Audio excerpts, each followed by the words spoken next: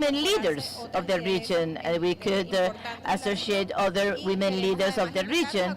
And we want to invite you to help us to build this process. And now I give the floor to the moderator. So ALBA has men and women names. So now give the floor to our Secretary General, Jorge Arreaza. Well, good morning.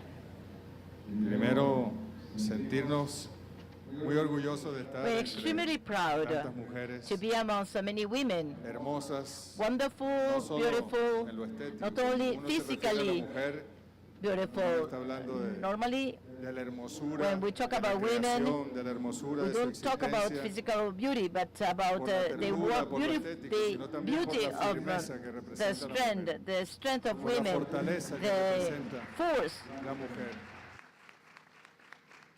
Saben they ustedes have. que la Alianza The Bolivarian Alliance una creación de was dos a grandes creation hombres, of two great men, los dos grandes hombres, but two great feministas, feminist men, como el comandante as Fidel Fidel Castro, y el Castro comandante Hugo and Hugo Chávez. Chavez used to say.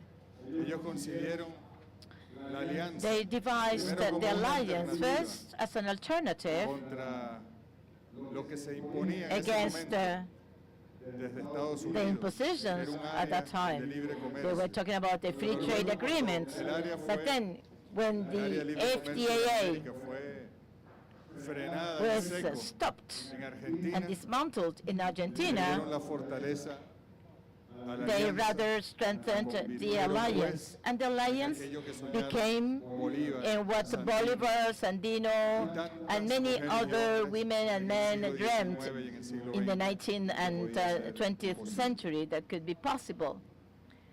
El tema de la So igualdad the topic of es equality siempre fundamental is a cross-cutting para la issue alianza. in the Pero la alliance. igualdad en- Equality, the gender equality, nosotros no podemos negar que hablamos we cannot deny caso that personal desde el we privilegio, talk from the privilege of being men, of porque el course, sistema because the capitalista capitalist system, patriarcal como es, patriarchal le ha system, dado unos espacios de dominación al has hombre y given eso- domination to men against Decía women. el gran Carlos Marx, Carlos Marx used to say para cambiar that la to change superestructura, the superstructure, para cambiar la manera como to nos change relacionamos en lo the político, way we do politics, tenemos que cambiar we las need to relaciones de change producción. the production relations. Y sin duda, ese es el gran reto And del this is no socialismo doubt en el the mundo. main challenge of socialism, to change the production para que relationships sean de solidaridad, so they para are que sean de relations based on complementariedad, para que complementarity, sean de armonía. solidarity, and no harmony, competencia y and not dominación. competition and Y domination. entonces será el momento de surgir And then there was the moment when humanity could arise, and at the heart of this new humanity will be women. The women en el sistema or the capitalista. struggle by women so far have been against capitalism and within capitalism. Now, the target of women, the objective of women, which is not only the liberation of women, Es la liberación del but also the liberation of the class. And in order to liberate the class, we need to change the system. And to change the system, women is of the essence. Women is necesario. absolutely indispensable as the protagonist of this process. In the Bolivarian Alliance, Eso es una autocrítica and this is self-criticism, a nuestro país, when we ask our countries que nos mandaran to un ejemplo give us an example of leader or main important personality in the history, the 10 countries or the 11 countries with Honduras sent men. Bolívar, Bolivar, Martí, Sandina, Bishop, and so many others. Chatoyer, Chatoyer, indígena, indigenous pero hombres. strugglers, fighters, but those were men. Inauguramos en la casa When we inaugurated the exhibition fueron a visitarla. in ALBA House, Pero ¿por qué hicieron esto tan machista? women said, this is so macho, this is so chauvinist. Y es verdad. And that is true. I mean, only men. Ni siquiera a nosotros se nos ocurrió. And we didn't see it. We didn't have to think of having a space for Sanz, Manuela Sanz. But this is the machismo which is in our minds, this male chauvinist attitude. When we talk about the production means, who is trying to dominate more than ever? Someone who's called Donald Trump and Elon Musk. These two guys, men, who is decided something so atrocious, such as that Venezuelan migrants in the U.S. should be portrayed without any investigation. They're being labeled as members of a gang, and they've been sent to a third country. Marco Rubio, Donald Trump, Nayib Bukele. What about the mothers of those people? And Vice President Delcy is going to meet a group of these mothers. And what happened with the families, the wives of these fellows? Well, if women governed this world, something like this would have never happened. The bombarding on Gaza would have never occurred if women were ruling the world. I was talking recently to a priest, Father Numa, and we were talking about the theory of creation, and I told him, look, and I'm very earnest about this, women are superior, not because of the intelligence, perhaps we are equivalent, but in sensibility, sense of protection of life, to defend life, the passion, the ethics of women in, well, defending family and life. It's unique. So this narrative, religious narrative, that God created women out of a man, of the rib of a man. Well, perhaps what God did is that He created men, and they realized that man was not a perfect entity, and He rather created woman as a better entity and more perfect one. And the thesis of evolution, even though science is very dynamic and new responses are given to all questions, science says that the first women ancestor was born in Africa, and the name is Lucy, and there is no doubt that human race came from a woman, and but who is protecting humanity, who has in the womb the life for humanity, who gives life? Women do. And there was a wonderful symbol of the ALBA president for March the 8th, the International Working Women, President Nicolas Maduro, when he inaugurated this monument in the Proceres area with the heroines, and he paid tribute to women fighters. It was a glorious manifestation of tribute, because we used to go to the Proceres, and in this magnificent place, we only have male heroes like Urdaneta, Miranda, Bolivar, so many others who gave their life. And what about women? Well, let me tell you, it's not that behind those men were women. No, the women were ahead of them, telling them what to do.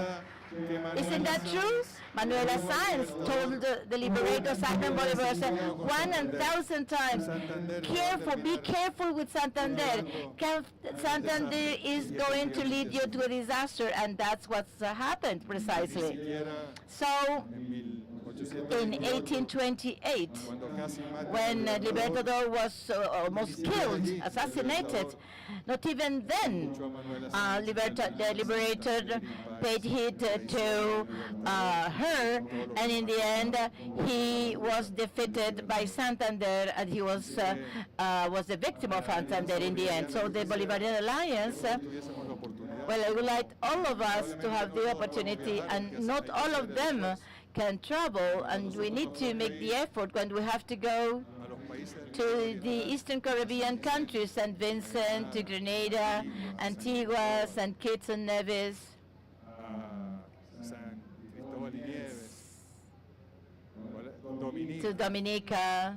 Ahí, a nosotros Well, when we go there, ver ese pueblo, when we see these people, Afro-descendant people, ver las mujeres to see trabajando, women working, building, y nos identificamos and we immediately identify with those women. When we go to Bolivia and see the Bolivian women with the typical dresses, heading the social movement, defending justice, defending the popular leaders.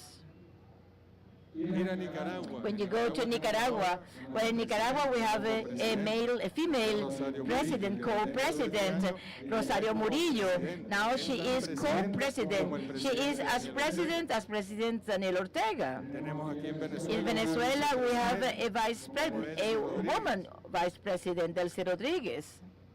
y en el Caribe, And in the Caribbean, the leadership of women, grandiosa como a great woman such as Mia Motley in Barbados. poco a poco las And little by little, women are taking up more space. And let me tell you that deep in my heart, we know that women, when we go to a communal council, we have communards here. When we go to a communal council, we need to pay tribute to women because 80% of the communal leaders are women. y uno le pregunta a los hombres, And you ask men, of course there are also men in those communal councils, and we ask them, how do you feel that the women are the leaders in the territory? And men say, oh, I feel quiet and in peace, because I know that the administration is in good hands, the decision-making process is in good hands. I do not feel less than them. No, I feel so happy. ideas que me han dado. And this is in a nutshell what they say. And when women take up the spaces that naturally belong to them, when they govern, when they are leading a party or an organization or a ministry such as Joana Carrillo and many other ones, we feel more at peace. We feel relieved because women will not make mistakes as we do. Women are going to be fair in all the decisions they make. Women are going to fight and give their lives if required for justice to prevail. Therefore, Presidente Chávez President Chavez said that he was a feminist and the Venezuelan revolution is a feminist revolution. y aunque la Alianza Bolivariana And although the Bolivarian Alliance and Chavez used to use hay una cacofonía, the pero además él lo decía feminine pronouns Fidel en un amanecer in Spanish, que cuando vieron salir el it was sol with Fidel that dijeron hay que crear at una dawn nueva para los they saw the hay que crear el ALBA, sunrise and they said we need to create the dawn, the new beginning. And a woman, bolivariana, it is, our movement is a feminine movement, it's a feminist movement. aprovechando la presencia So taking the opportunity of the presence of Joana Carrillo here and the women of the diplomatic corps diplomático acreditado en Venezuela, accredited in Venezuela, that women take the leadership within ALBA. yo estoy seguro que los And certain that president, except for Rosario Murillo, una primera ministra we do not have a female prime minister or vice president. But I'm certain that Díaz-Canel and Nicolas Maduro, Gaston Brown, Ralph González, I know they want to give the government of the countries to women, libertad de lucha y mindful that they are going to fight for justice, equality, and progress in each one of those countries. buenas discusiones hoy. Today, you have very interesting forum. Isis Ochoa has a presentation on the mental health and the struggle of women. So more than a congratulation for the Women's Month, more than flowers, because of course women like flowers and congratulations, but what women truly need is support and the space they need in order to take power and give to this movement a face of women. Long live women. Thank you very much. Thank you to the Executive Secretary, Jorge Arriaza, Executive Secretary. And now we have the pleasure to give the floor to the Minister of People's Power for Women, Gender Equality, who will start with the first conference on the role of women in current politics. Madam Minister Joana Carrillo, you have the floor. Good morning to all of you. Joana Carrillo. I was commenting to my brother Secretary Jorge Arriaza. I tell him, you don't know what you just did right now. Now all those women now are going to organize themselves in order to assume what you just said. And without doubt, it corresponds to us a struggle, not of this time, but times that come from years back, years behind. And I would like to therefore share some elements before. First of all, I would like to greet those who are here and those who organize this event that is so beautiful, so propitious, and also to all of our brothers and sisters from the diplomatic corps who are present here, of the Organization of Women, the movement of movements here, Jose Joaquina Sanchez, the different organizations of the communes, so that leadership is not the creed. In Venezuela, it has been constructed, this leadership of women little by little, their training in the economic realm, the legislative realm. And without this permits us today to position our women in any area of the country. We have women now in the scientific realm, and very important data here.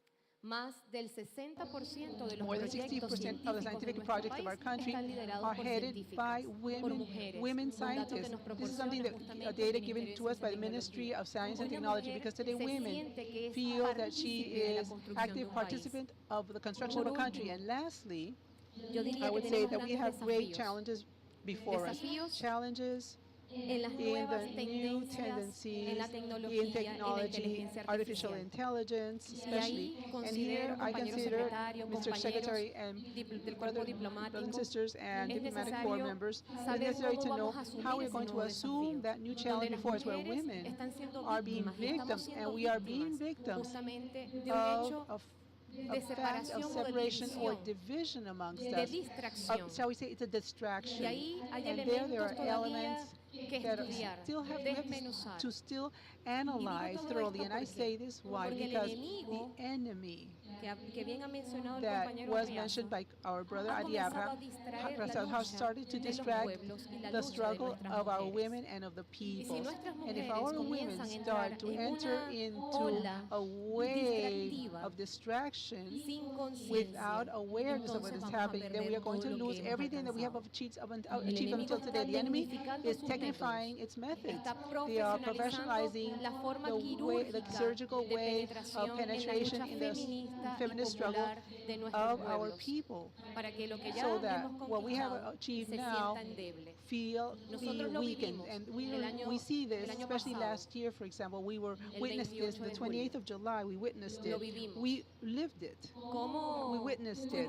How were we victims at that time? Well, many women, sisters, mothers, because our migrant neighbors from another country that were outside the country were used so that they damaged the organization and mental health of our women, telling them, no, don't vote for Maduro or else I won't come home.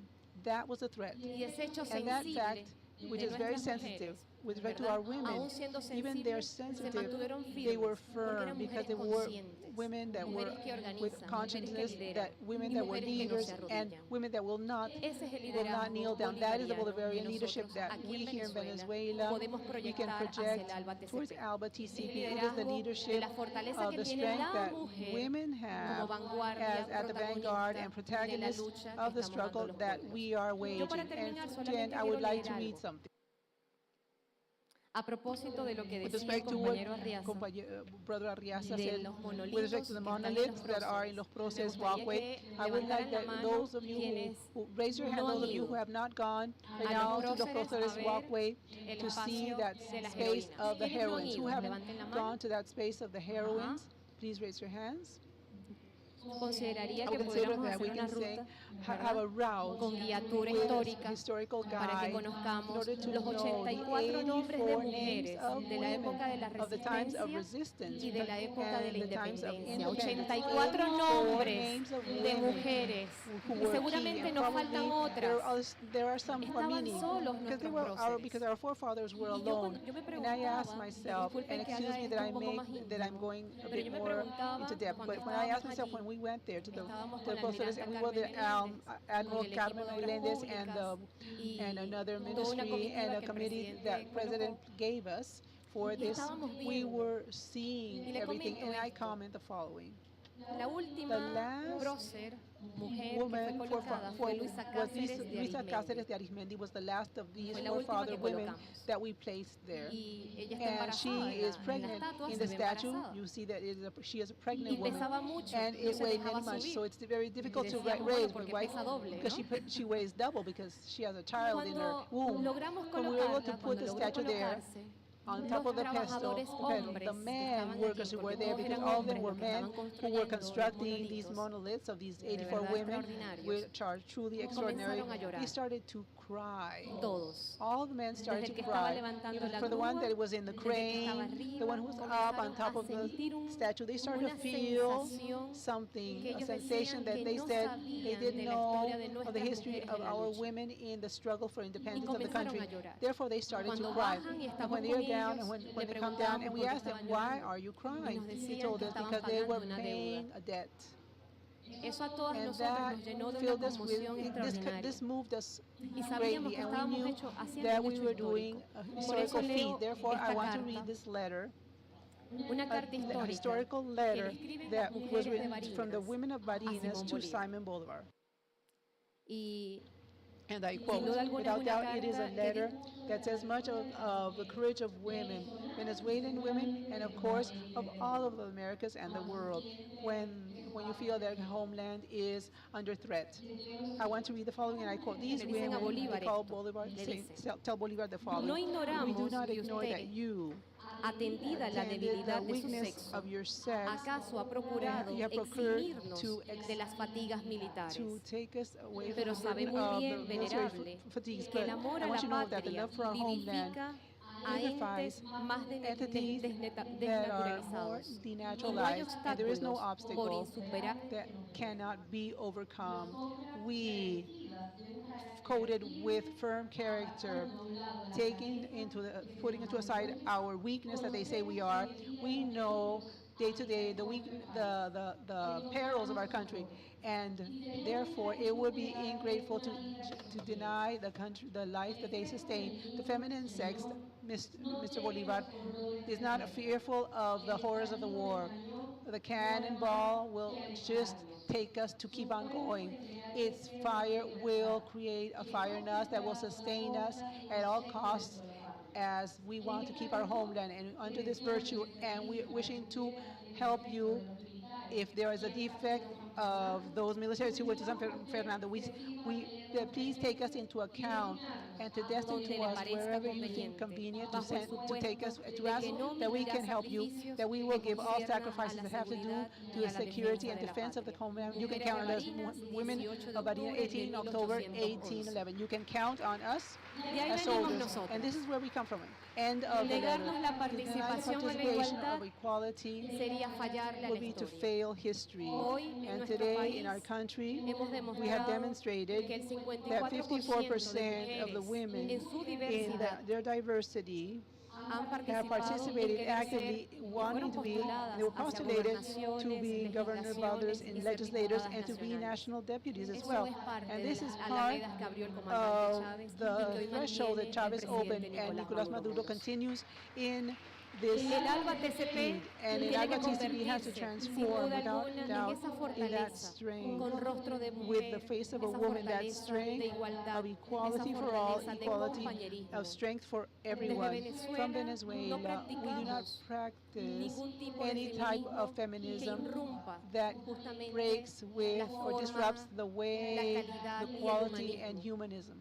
Hay There are orientaciones y corrientes orientations and feministas feminist que lamentablemente han currents querido that have tergiversar wanted la to lucha de la change the mujer. struggle of women. Por eso desde Therefore, acá from nosotros here, como what we organización nos as an mantenemos muy organization, we firmes are en lo firm que nos toca in y el what we rol have to do in histórico the historical que hoy role nos that compromete we con la are patria. committed Así to. que bueno, desde acá So from agradecer here, we esta want to thank you invitación for this y invitation decirle and al tell ALBA-TCP y a ALBA-TCP todas las and to all of the organizaciones, al organizations here cuerpo present, the diplomatic diplomático, corps as que well, estamos that we are dispuestas, willing and así como las able, mujeres de as the women Barinas, of Barinas, estamos we are dispuestas a willing and able to socializar, a socialize, aprender to también de learn again ustedes of y a dar a you, conocer lo que and desde to Venezuela make como known, antorcha de luz to estamos lurch haciendo las mujeres as de a la patria. torch Gracias. of women, and to learn from others as well. Thank you. ALBA has a name of a woman. Thank you very much to our Minister of People's Power for Women and Gender Equality and the role of women in the current politics. Now we will give the floor to the second conference for today. Therefore, we will give the floor to Bianca Pessoa, who is a struggler and activist of Argentina that from Brazil connects herself and has been listening to us from the very beginning. Her conference is communication, social media, and feminist activism. So go ahead and thank you very much, Bianca. Can you hear me? Yes. Yes, yes, we hear you loud and clear. Thank you. I'm not from Argentina, I'm from Brazil. And here, I was in Sao Paulo to a part of a mass media. It's feminist, ALBA-TCP. I invite all of you to maybe someday go into the Capire network, and I'm part of I am a feminist, international feminist that also is working and works as in Venezuela. In Caracas, we have an office called Tinka Violeta, and it's from there. It's a feminist organization that has been working for 12 years with women from different areas with an international focus. And I was in Venezuela last year to accompany the elections, the communal elections. I was there. It was a process. It was a pleasure to be there. And I can always go back. I love Venezuela. I love feminist socialism and the work of women in Venezuela and the radicalism, the conduction, and everything that has to do with that. And now I like greatly was spoken by the minister that we should not be distracted with the digital world. Let it not distract us. That she emphasized that, Joana Carrillo. And now today I want to speak about that exactly. First of all, I would like to present Capire, which is a communication existed created in 2021. And here we make echo of the position of women. We make visible the struggles in the process of organizations in the different territories, and we are trying to work together with respect to cultural feminism, anti-capitalist, and anti-racist, of course. Capire is a word that in Italian means understand, and we use this word because it's also a song with respect to women in the year 2000, and it's a song that was sung in 24 different languages by women of all parts of the world, from all parts of the world. In Capire, we make interviews, we make analysis of the experiences of cultural expressions from all of the corners of the world where women exist and there is transformation of women in these areas. Our contents are organized in 6 topic axes. There are movements where we speak on the feminist movements, of women, a feminist economy, environmental justice, sovereignty, food sovereignty, demilitarization, and autonomy. These are the main categories. So these are axes that organize our radicality, our political struggle, and also the aspect of communication, our content, and our identity as well. We have a vision that communication is part of politics, and this is part of the action. Therefore, Capire is a webpage of communication, feminist and popular communication that stimulates the militant perspective and that is a simple vocabulary. This responds to the collective needs with strategies that have to do with disputes of hegemon, taking into account different disputes.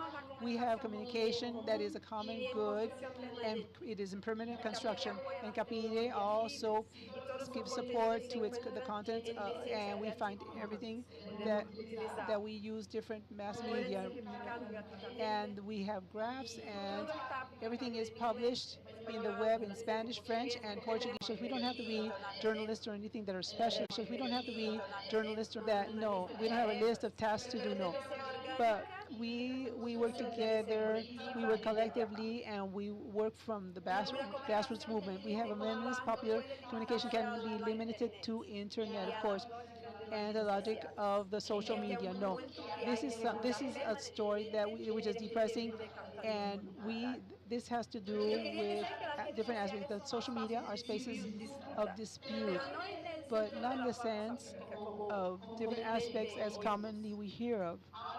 Now, with the election of Trump, the U.S., it is even more clear what is behind social media and what are their interests, their special interests. So I ask myself, our struggle, political struggle, passes to occupy social media, or should we have to fight against them, against the capitalist exploitation, which is behind all that? Many political organizations of our realm want to occupy our work. They take up our time to produce content for social media.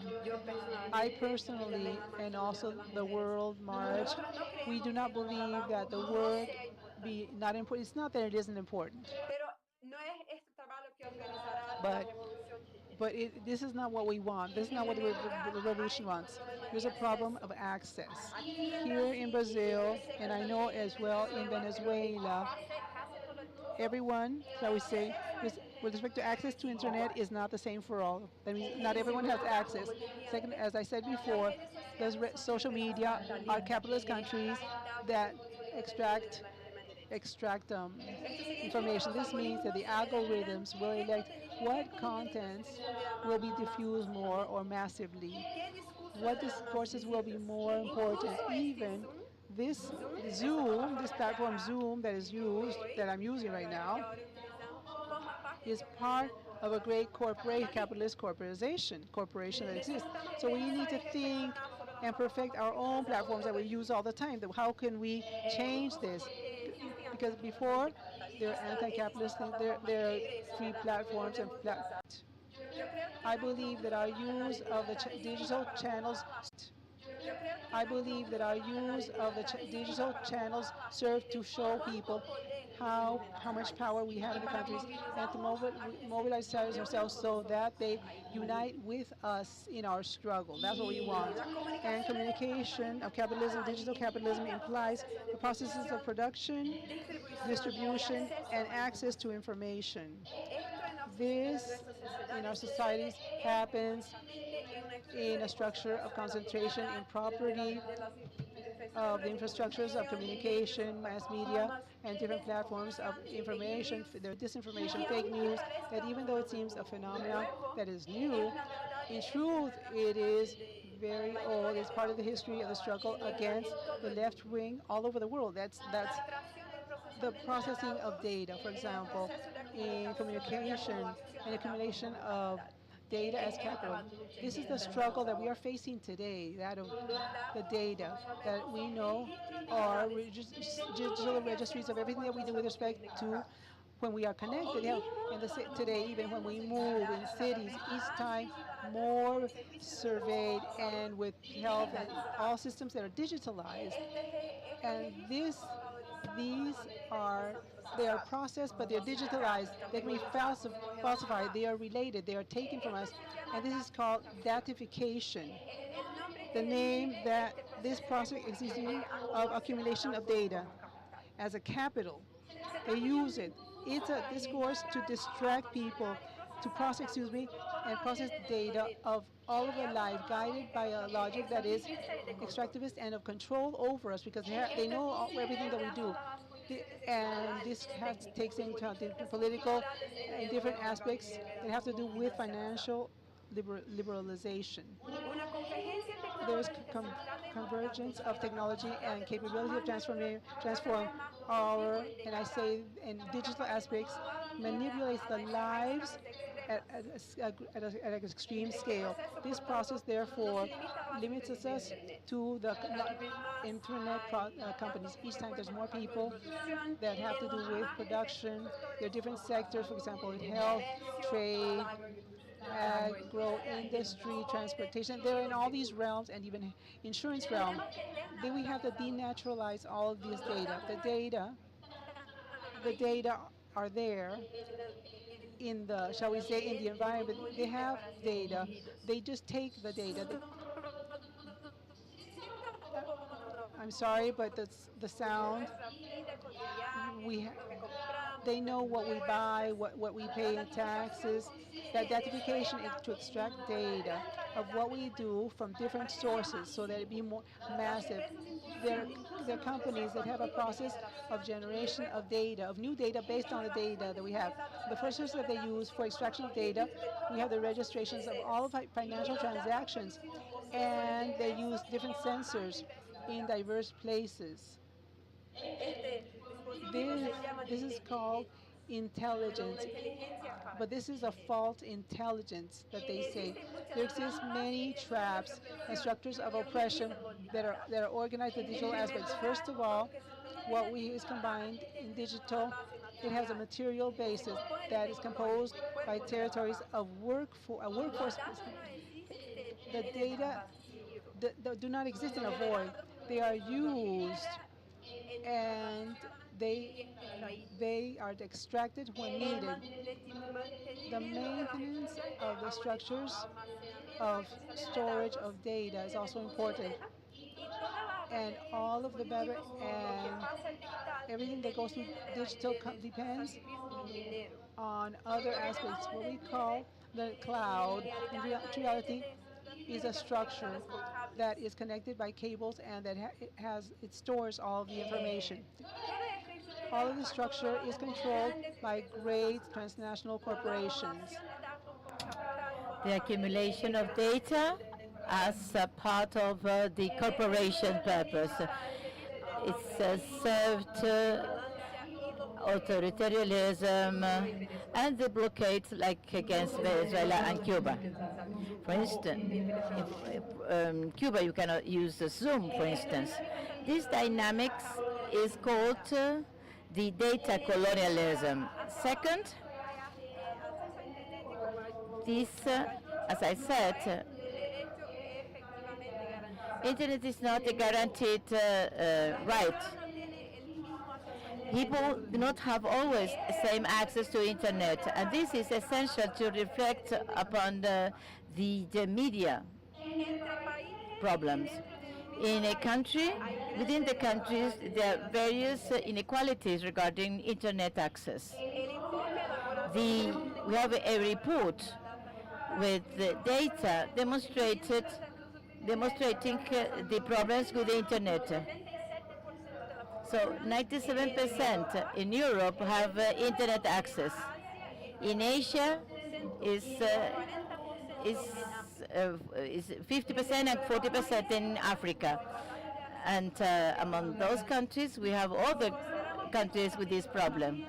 When we see the RASA agenda, and according to the rural location and urban location, the indicator of internet access could be in our countries. There are great inequalities regarding the quality of connection and the quality of connection. In Brazil, the internet packages always only enabled to have access to WhatsApp and Facebook. That's nationally supported by Trump. You cannot see videos or connect to meetings in their phone. They don't have enough space for some applications like in Cuba. So we cannot say that you don't have equal access to use internet and what is available in the internet. These inequalities, of course, have an impact of our communication and has an impact on our dynamics as a movement, locally and internationally. Also, the functioning of our groups is depending on the algorithm. But Facebook, Instagram, they're the same thing, Meta. They orient the content. They offer content which are presented in a given way. And most of them come from these major corporations. Advertising directed to a certain age group women in a given area with some revenues, and that they like some topics. When we do communication in social movements, we need to understand that the visibility of a social movement is connected to this dynamic of segmentation. So often, some of us follow our pages, but the content never appears in other feeds. Creation of bubbles on political perspectives have to do with this functioning of the media, social media. The functioning of the algorithm conditions our diversity and our way to see life, our worldview. We need to deal with this domination of corporations over our connections in the internet. We don't want to pay advertising, and same thing happen in many organizations, popular organizations. We need to be creative. We need to organize so the content can reach our female colleagues and go beyond social media. So feminist communication, popular communication is a process of collective learning process. We are always guided by questions whose answers are not always the same. To build what we're going to communicate. The process of doing communication is so important as the product of communication. How are we going to communicate and with what format? For this, we need to know the forms and means people use, those people who want to communicate to. These people use internet. They know how to read, they listen to the radio. We need to know the various strategies in the various countries and the social media in those countries, how women can communicate in the grassroots movement in Venezuela, for instance. How can you convey in our communications our political view and who we are? The challenge of political expression is precisely in the language, photos, etc. And today, where the call to individualism prevails, we need to refer to the collective view, the collective subject, and that people represent and they construct. One of the purposes of feminist and popular communication for the construction of movements is that our diversity should be expressed not only in the final end product of communication, like a video, for instance, but in the process of communication making. That is why we are all communicators. Communication is not a matter of experts, but it is essential to overcome the hierarchy and the importance of communicationalness. It's not only the number of visits or likes in the communication, but the effect and the development that could arise as a result of this communication in the construction of the global feminine process. and women processes. Estaremos siempre dispuestas a We are ofrecer always nuestros ready esfuerzos. to give our efforts. Disculpe. Por último, la comunicación And feminista y feminist popular communication and popular que communication enfrenta el capitalismo prevented by digital capitalism needs to create alliances to contribute to the strategy of technological sovereignty. What the Venezuelan government can think, or Brazilian government. So we have technological sovereignty in our countries, in the South, in global South. So we can have South-South alliances. So popular feminism and collectives, also free software, can work together in the struggle for all of us, our people, our technologies should be free. So this is what I wanted to say today. Thank you very much. Thank you very much. Gran aplauso y saludos a la compañera Greetings Bianca to Pessoa Bianca desde Pessoa from Brasil. Brazil. Muchísimas Thank you gracias por so comunicarse much con nosotros for y compartir contacting us and to la share conferencia this conference, Comunicación, Redes Communication, Sociales Social y Networks, Activismo and Feminista. feminist El día de hoy, activism. en la mañana, So hemos we desarrollado have temas developed fundamentales fundamental como el topics, papel de la such as mujer en the la role política of y el women in protagonismo politics en el poder. and their Y el papel de la protagonism mujer en la historia. in history, Asimismo, the role of women in también la history and comunicación. communication. Cómo la How comunicación communication está planteada desde un control corporativo is y la importancia de controlled by su eficiente corporations and the Esto como un abrebocas conscious del ALBA use tiene nombre of de mujer el día de the hoy use of en este encuentro. technology and Les information. invitamos en la tarde So también a this participar con afternoon we're nosotros going en to la siguiente proceed conferencia with the de other innovación conference that I'm going to La tercera indicate. The third conferencia conference será will be Desafíos actuales para current la igualdad de challenges género, for gender a equality cargo de la activista by y militante del PSV, militant of Gisela Jiménez. PSUV Gisela Cuarta Jimenez. conferencia, Fourth conference, Violencia de gender género, violence, políticas care policies, de cuidado y and salud mental mental a health cargo de Isis by Ochoa, Isis Ochoa, president of Fundacredesa. Fundacredesa. Quinta Fifth conferencia, conference, mobilization and feminist action in current geopolitics by Isbemar Jimenez, Vice Minister of Communication Management. And finally, the sixth conference, Labor Equality, New Generations and Female Leadership by Maywalida Vargas, President of Nevado Mission.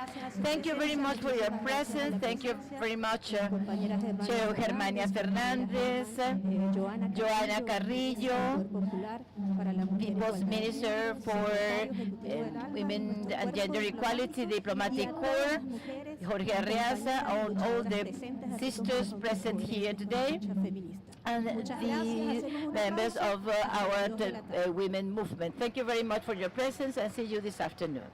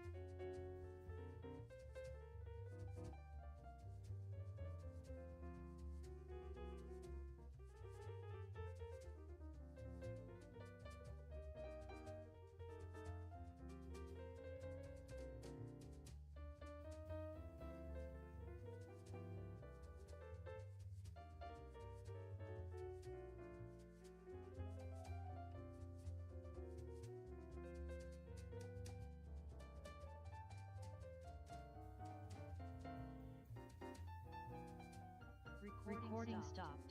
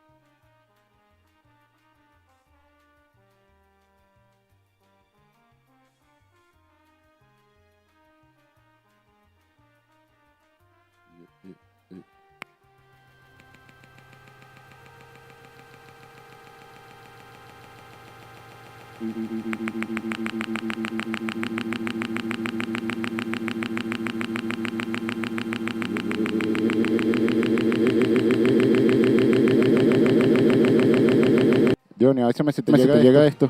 Te llega. Ey. ¿Te llega, Diony? No, allá. Aquí nada más. Ey. Ajá. Eso. Aquí nada más ella está escuchando el micrófono y ya. Eso. Listo, ¿no? Lo estoy probando para probar, pero ya ahí está mandado lo del inglés. Cuando ellos hablen te va a llegar.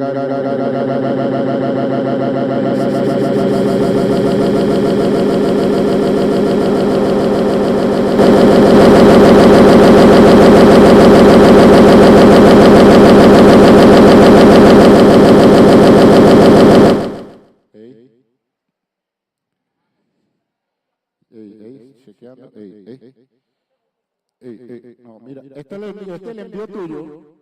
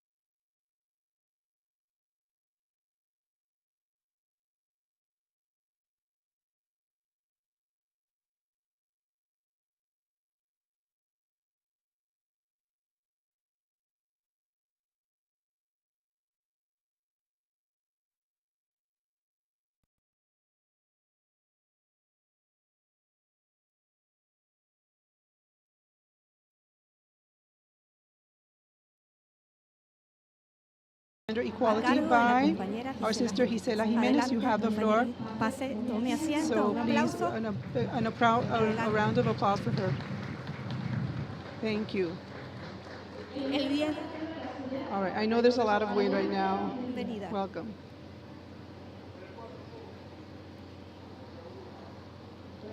Well, good afternoon for all of you here present. Receive a greeting, Bolivarian greeting, feminist greeting, and pro-Chavez greeting, and besides that, a greeting full of hope. Because if hope dies, everything dies. So the first thing that we want to initiate here is wishing that this space serve to reflect on the work that we are doing, and that we see that what is before us and what we want is a world of peace, full of equality, of justice, which is exactly what we want. The women of the world, that's what we want. Today we are here y reunidos and algunos meeting here, compañeros que nos visitan. as well as brothers and Y sisters here. quisiéramos And we would también also like to saludar muy greet very especialmente especially a los to our compañeros, brothers and las sisters, compañeras, porque son todas because they're all mujeres, ya women. vemos el interés We que all see tienen en el the interest tema. that they have on the topic. Bienvenidas, Welcome mi you all, saludo and para greetings to everyone, to Sudáfrica, South Cuba Africa, y Cuba, San and Vicente y St. las Vincent and the Granadinas. Grenadines. Un A saludo greeting para also nuestras compañeras as also our hermanas sister, brothers del and equipo sisters, the nacional de la national team of the Vice vicepresidencia de Presidency of mujeres Women del PSU. of the United Socialist Party of Muchísimas Venezuela, or gracias por PSUV. acompañarnos Thank you en for este accompanying us in this encuentro. encounter. Saludos a las Greetings compañeras to our sisters, deputies of our National Assembly here present. They transform into a reality today. They start to have a body and a configuration that permits us to, for women that came before us and for those today are here and that who could not come today, but that from their different regions, from the different states, from the different municipalities, from the communities, they fostered the possibility, which is true, that we women, we may be able to advance in the conquest of that important right that we have. It is an advance that we have achieved, an important advance that we have achieved. She repeats herself. And that advancement, we continue to speak of the need of having a law that regulate, that norm, and develop articles, those articles that could regulate the situation. It has to be with political parity, political equalness. Why? Because it has to be obligatory or mandatory. That it not be words. And also for the internal elections of the Socialist Party of Venezuela, but it be in all the realms, in all the spaces, in all the political parties, that women have the same opportunities, the rights of our brothers and sisters, men and women. We should all have the same rights. Therefore, we celebrate, of course, the advances.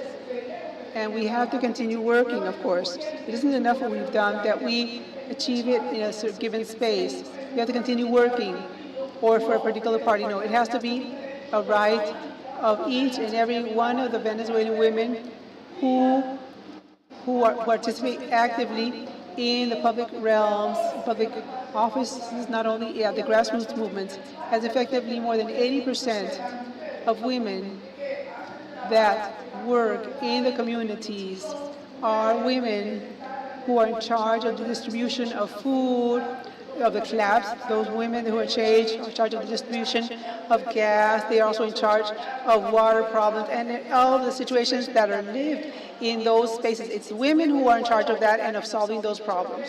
So today, we believe, and having understood that more than 60% of women in our country are heads home. They are heads of a house. They are the heads of the households.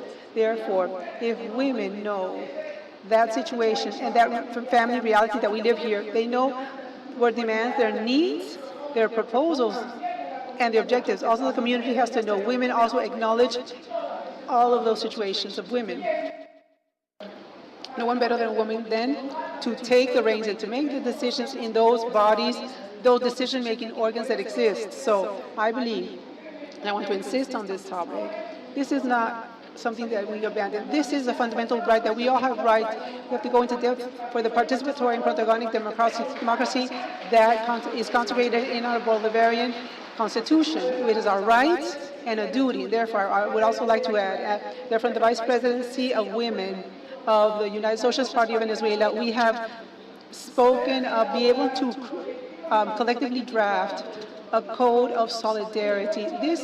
Of sonority between women. This is a special code, springs from the need that we not only see ourselves as sisters that we are, as friends that we are, as sisters and friends that we are, but also that we see each other, that we are united under a political fact, for a political agreement, for a political alliance, in order to transform this reality that we live, so that women, we may be able to occupy the same spaces as a man, and they may via popular will or political designation or appointment, but we women have the right to occupy those spaces at all levels, and therefore today we have also mentioned to add ourselves to the Mood 28 July movement. This is a movement that searches to have a plan to reform the Bolivarian Constitution.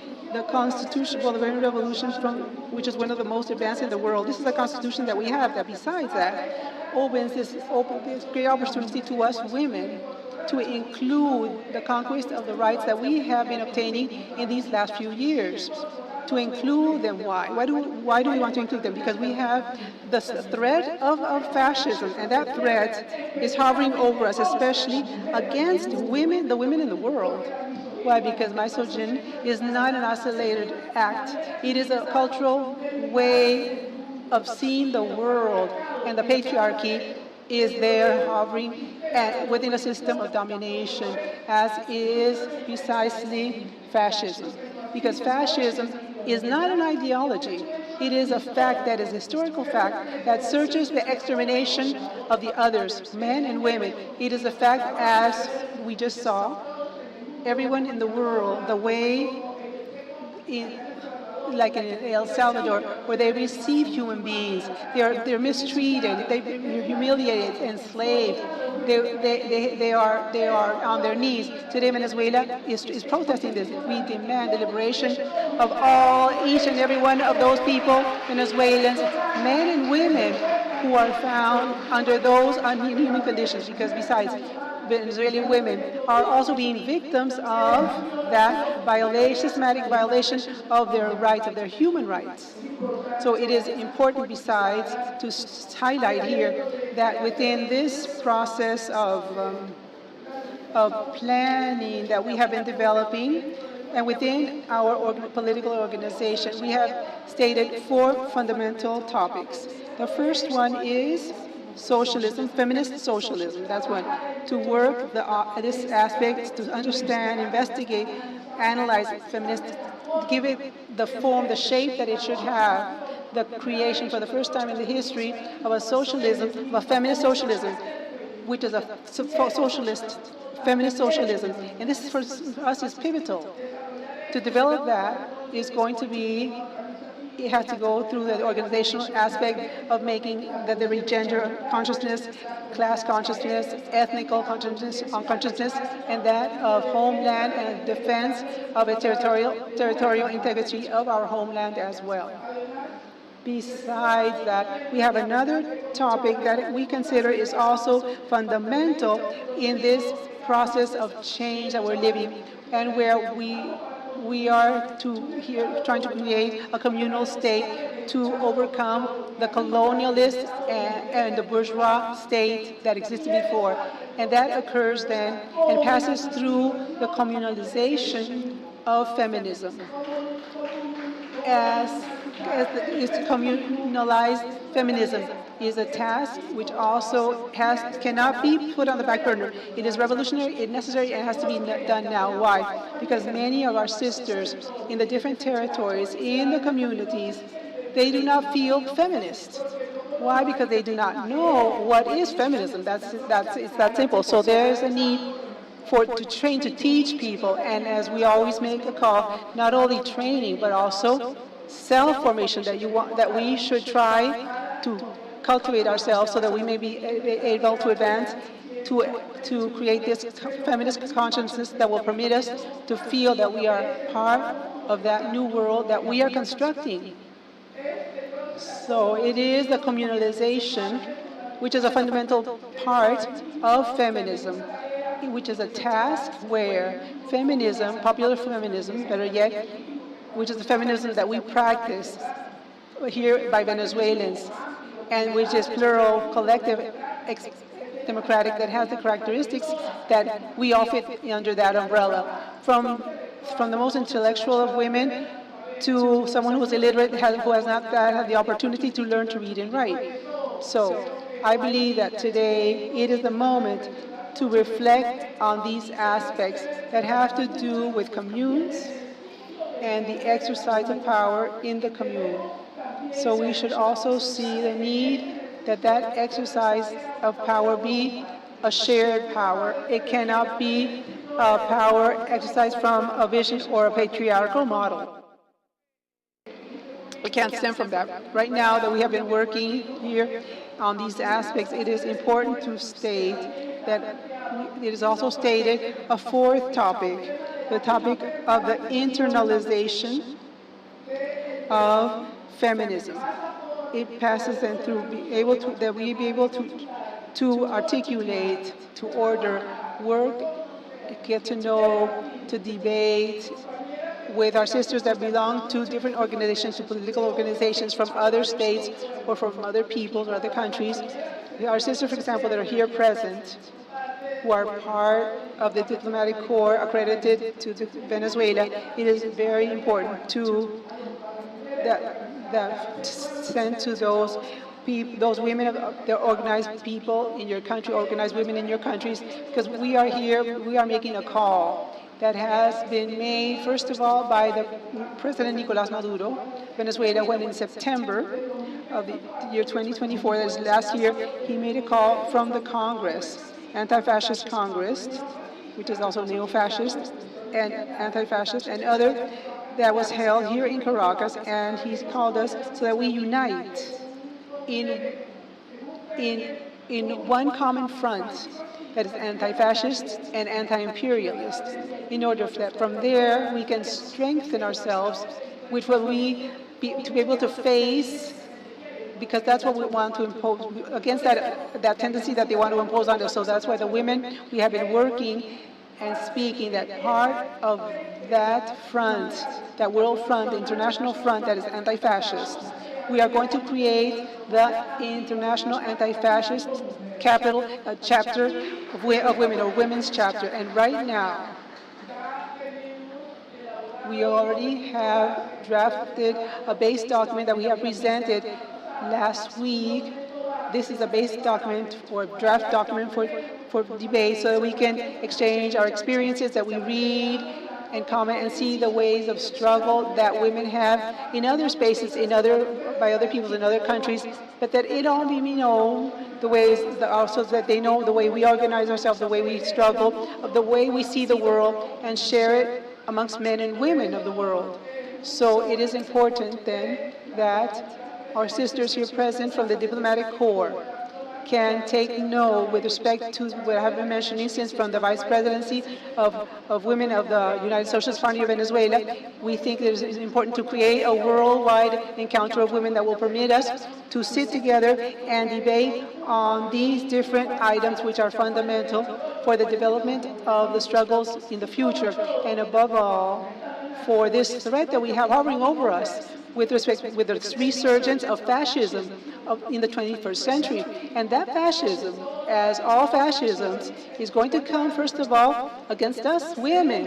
And therefore we have to bulletproof ourselves with organization, with our union. That's the only way to fight it. Because the first they're going to attack is our rights. They're going to attack us, and since the laws are not written on stone, but the laws can be eliminated, the laws can pass through those political processes, and they can be eliminated just as such as has been occurring with Donald Trump, as you very well know, with Argentina, for Afghanistan, and now they can't even speak. Now they can't even speak out loud, women in Afghanistan. So all of this calls us to reflection and to be able to work in an organized fashion for the confrontation that also is on top of hovering over us, and therefore we have to protect ourselves.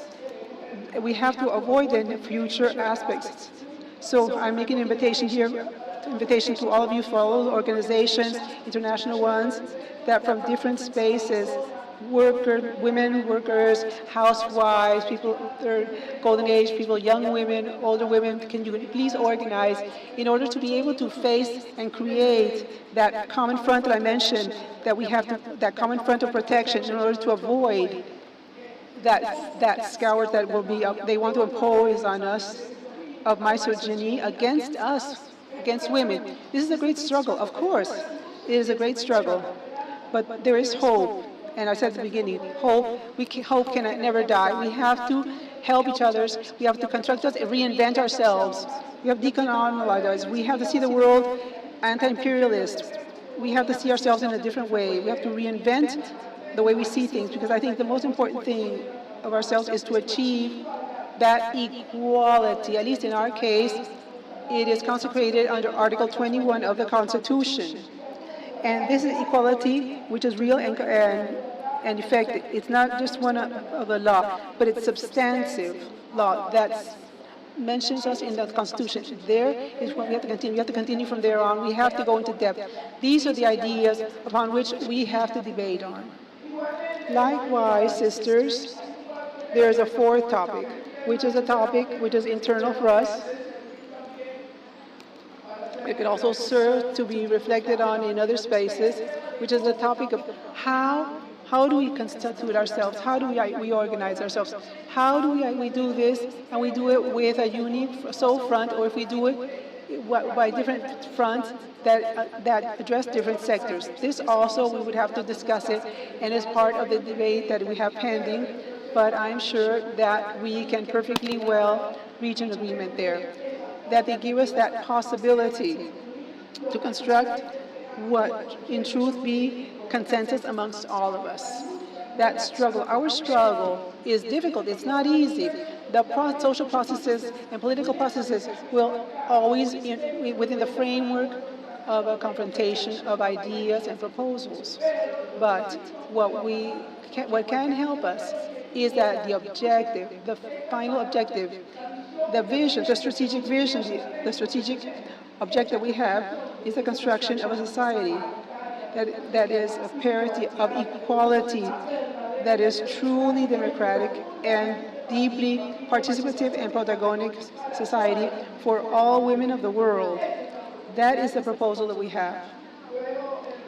Then, sisters, I would also like to mention that we continue in a process which is quite difficult in a geopolitical situation where we find ourselves right in the middle of it. But that has to give us more enthusiasm to continue to work and to transform things. There is the Homeland Plan with the 7 elements, with our transformations, and more transformations. These transformations also start by us, from us, because we have to be able to liberate ourselves of what we had learned in the past and of what we repeated as patriarchal. And we transform ourselves in true leaders of a different world, of a fair world, and where there is equality amongst all men and women. We are going, that is our objective. I know it's not easy. We know that it's difficult. We all know that. But if we stand united, we will achieve it. We can achieve it if we work together. But united we stand, divided we fall. So we are easily defeated if we separate. So the enemy, we're not the enemy. It isn't amongst ourselves that is the competition. No, the enemy is outside. It's in there in the north. It's there doing disasters with the lives of human beings. It is attacking Gaza. It's killing children, boys and girls, and women, pregnant women in Gaza. That is what we have to avoid. That is precisely, and here, that's why we are here. And we are making a reminder because we know of the pain of death and the tears shed because what is happening with the Palestinian people. They're being massacred. Long live the Palestinian people. So sisters, we are going, so all of us, we all have to be be part of this process of internalization, as I said before, of feminism, because at a national level, we have been realizing in each one of the states, international seminars, making people aware of these aspects, working these aspects with Venezuelan women, but that this can be replicated or repeated in other parts of the world. This is something that is important that we achieve for our struggle, for our banners of struggle, in order to conquer new rights. We have, yes, we have achieved rights, but we still have others to conquer, and we have to continue waging the battle. So, sisters, and embrace you all, our cordial invitation to be part of all of these guidelines that I believe serve to unify us. United, we are invincible. Go ahead. Thank you very much. Thank you very much to our sister. A fraternal embrace to you, dear sister Gisela Jimenez. And now I invite you to take your seats. Gisela. Thank you very much. To accompany the other speakers now come the current challenges for gender equality. ALBA has the name of a woman. Now, I want to greet amongst the present, very specially, they have told me it's the birthday of Jóvenes del Barrio, Lexia Serpa. So let's greet her and congratulate her. It's her birthday. Let's as well as a fraternal greeting to parliamentarians of the National Assembly of Venezuela and all of the deputies and legislators here present this afternoon. Thank you. Let's proceed. And this is a strategic topic, and we welcome our sister Isis Ochoa, president of Funda Credesa, and she is going to address gender violence, care policies, and mental health, which is a crucial strategic topic. Welcome, Isis, you have the floor. Greetings, good afternoon. I'm so grateful to have this opportunity to share with you in order to deal with such an urgent matter, namely mental health. First of all, we need to define the definition of mental health. What do you think? What do you understand by mental health? Could you please tell us? Let us use the mic. Tranquility, peace, love, faith, well-being, harmony,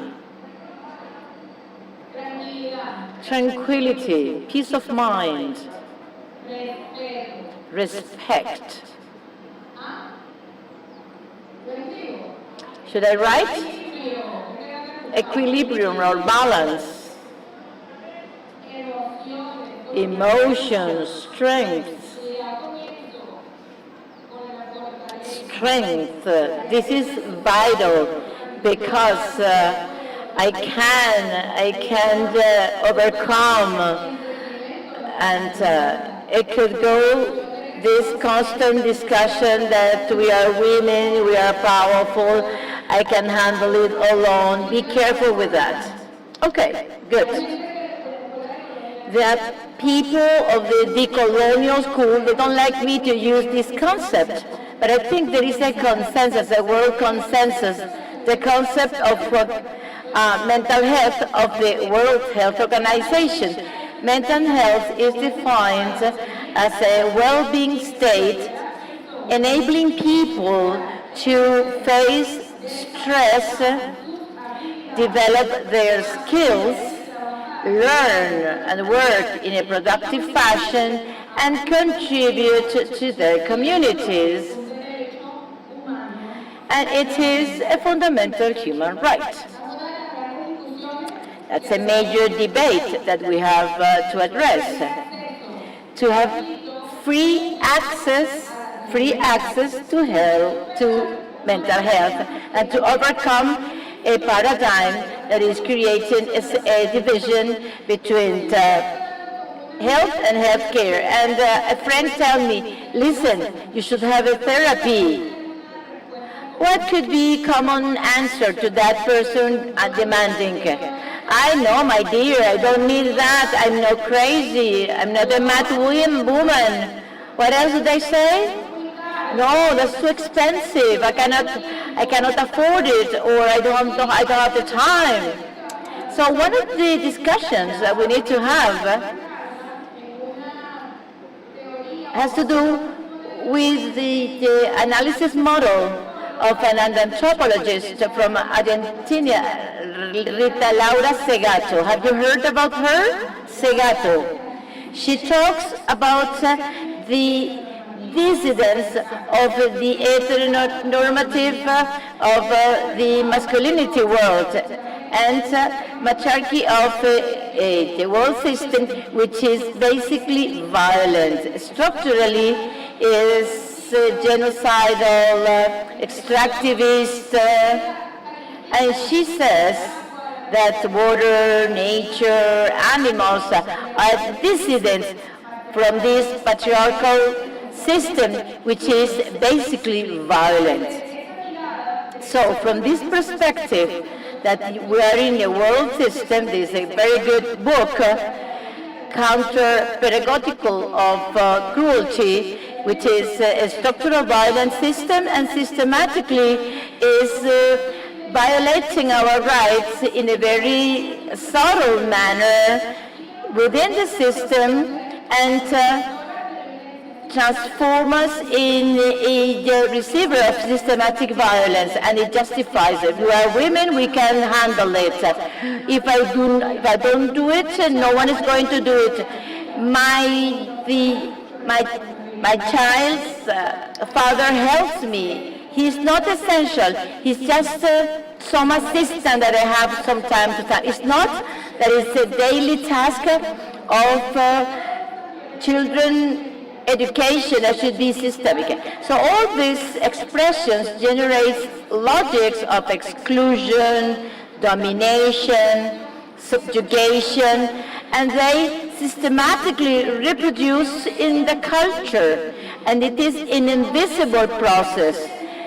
I had a patient today that said, well, my mom said terrible things because my mom and my dad didn't want to have me. So the conflict was with the mom and not with the dad. And the dad also said that they didn't plan her birth. So they're trying to justify the male logic.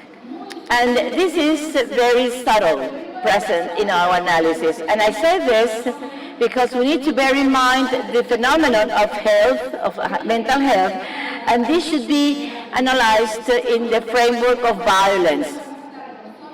Sometimes we are submitted to these stressors people, and we justify their violence that generate against us. So we need to be careful about this. So when we talk about mental health, we need to address a model, a world model, that permanently generates exposure. So we are in a disadvantaged position regarding care system. From the feminism of the South, we have the economy of care. And this is a debate, current debate. Production, reproduction, care, and life sustenance generate value. And this value should be quantified in the economic model as part of the GDP of nations. And this is tied to the discussions on the double, triple work days.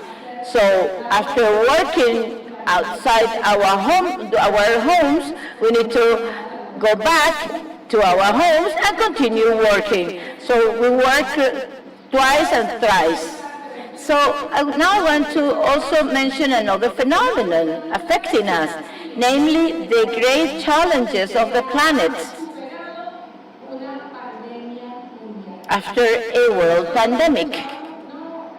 We heard, no, they are migrants. The great-parents suffered the First World War. Spaniards who came here after the Civil War, they are survivors of that war. So we have families, Hollywood films on the Holocaust, generation who overcame great world tragedies. Well, we are the generation that in the 21st century, we are survivors of a pandemic. A pandemic that we can still quantify the consequences of that pandemic in social morphology change, for instance, in the schools we hear he is a pandemic child. So these children are suffering from the pandemic. The students were schooled through the Zoom, and during the pandemic had to study online. They are a sort of lost generation from the pedagogical point of view. There is another component that should be included. We are survivors from that pandemic, and that has a consequence. In internet, you can find a conference called Trauma, a physiological phenomenon with psychological consequences. It's a conference of 2 hours, which is brilliant because it explains the troubles, post-traumatic syndromes after the September 11 disaster in New York. They say that 70% of the population was suffering from this post-traumatic stress. For instance, July the 28th, we were subjected to chronic stress. The chronic stress transformed in post-traumatic stress when 6 months later, the symptoms continue. And I heard narratives in this country of sisters who suffered severe aggressions, and today they are still suffering the consequences of being persecuted, harassed, threatened. In their home, they were victims of all sorts of physical, verbal violence by neighbors, people who raised them, women who received death threats by their nephews, their brothers and sisters, etc., after the election. So there is an effect on the brain when we are submitted to high stress level. Stressors are multiple in a society like ours is constantly subjected to multifactorial factors, and war is a multifactorial phenomenon. Today, we see a systematic process that is generating brain chemistry that keep us in hypervigilance states.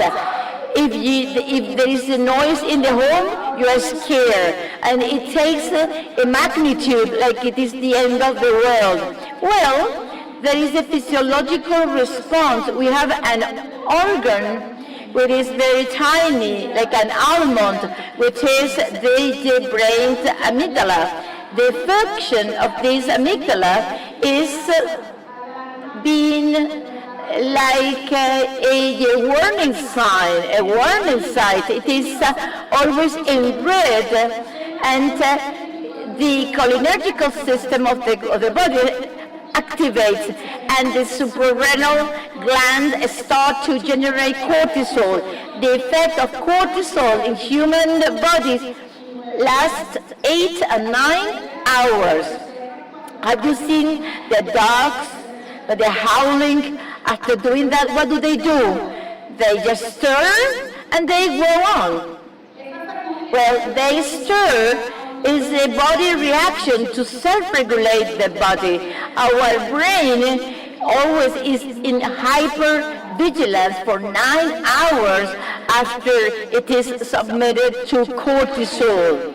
For instance, if there is no power, oh my God, the food will perish, or there is no water, there is not this, there is not that. Well, that generates an effect of hypervigilance. And what is the result, the consequence of hypervigilance? Well, insomnia,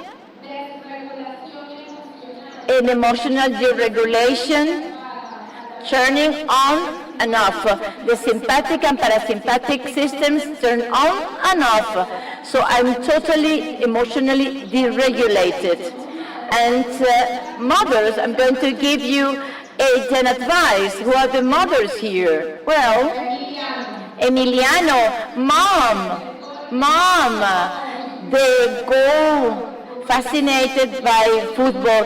They go by Messi, was great, and I'm looking at the phone, looking at her, yes, tell me, Mom, I'm hungry. Yes, okay. I'm going, who does this? Who does this? Okay, it happens to you, right?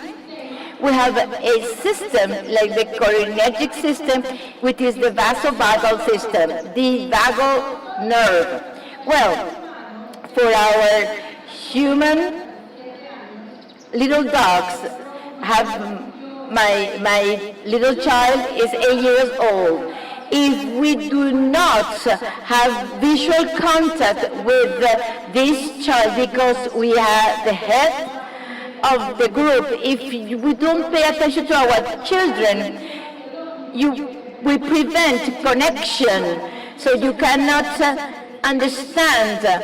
If the child cannot see your face, he cannot say if everything is okay or things are not okay. If we stop visual contact with our children, we are generating problems because we are removing the capacity for them to self-regulation. If you don't look at them when they talk to you, if you don't have physical attention and concept, there is a biological function that is lost and it's been transformed. The morphology of their brain is transformed.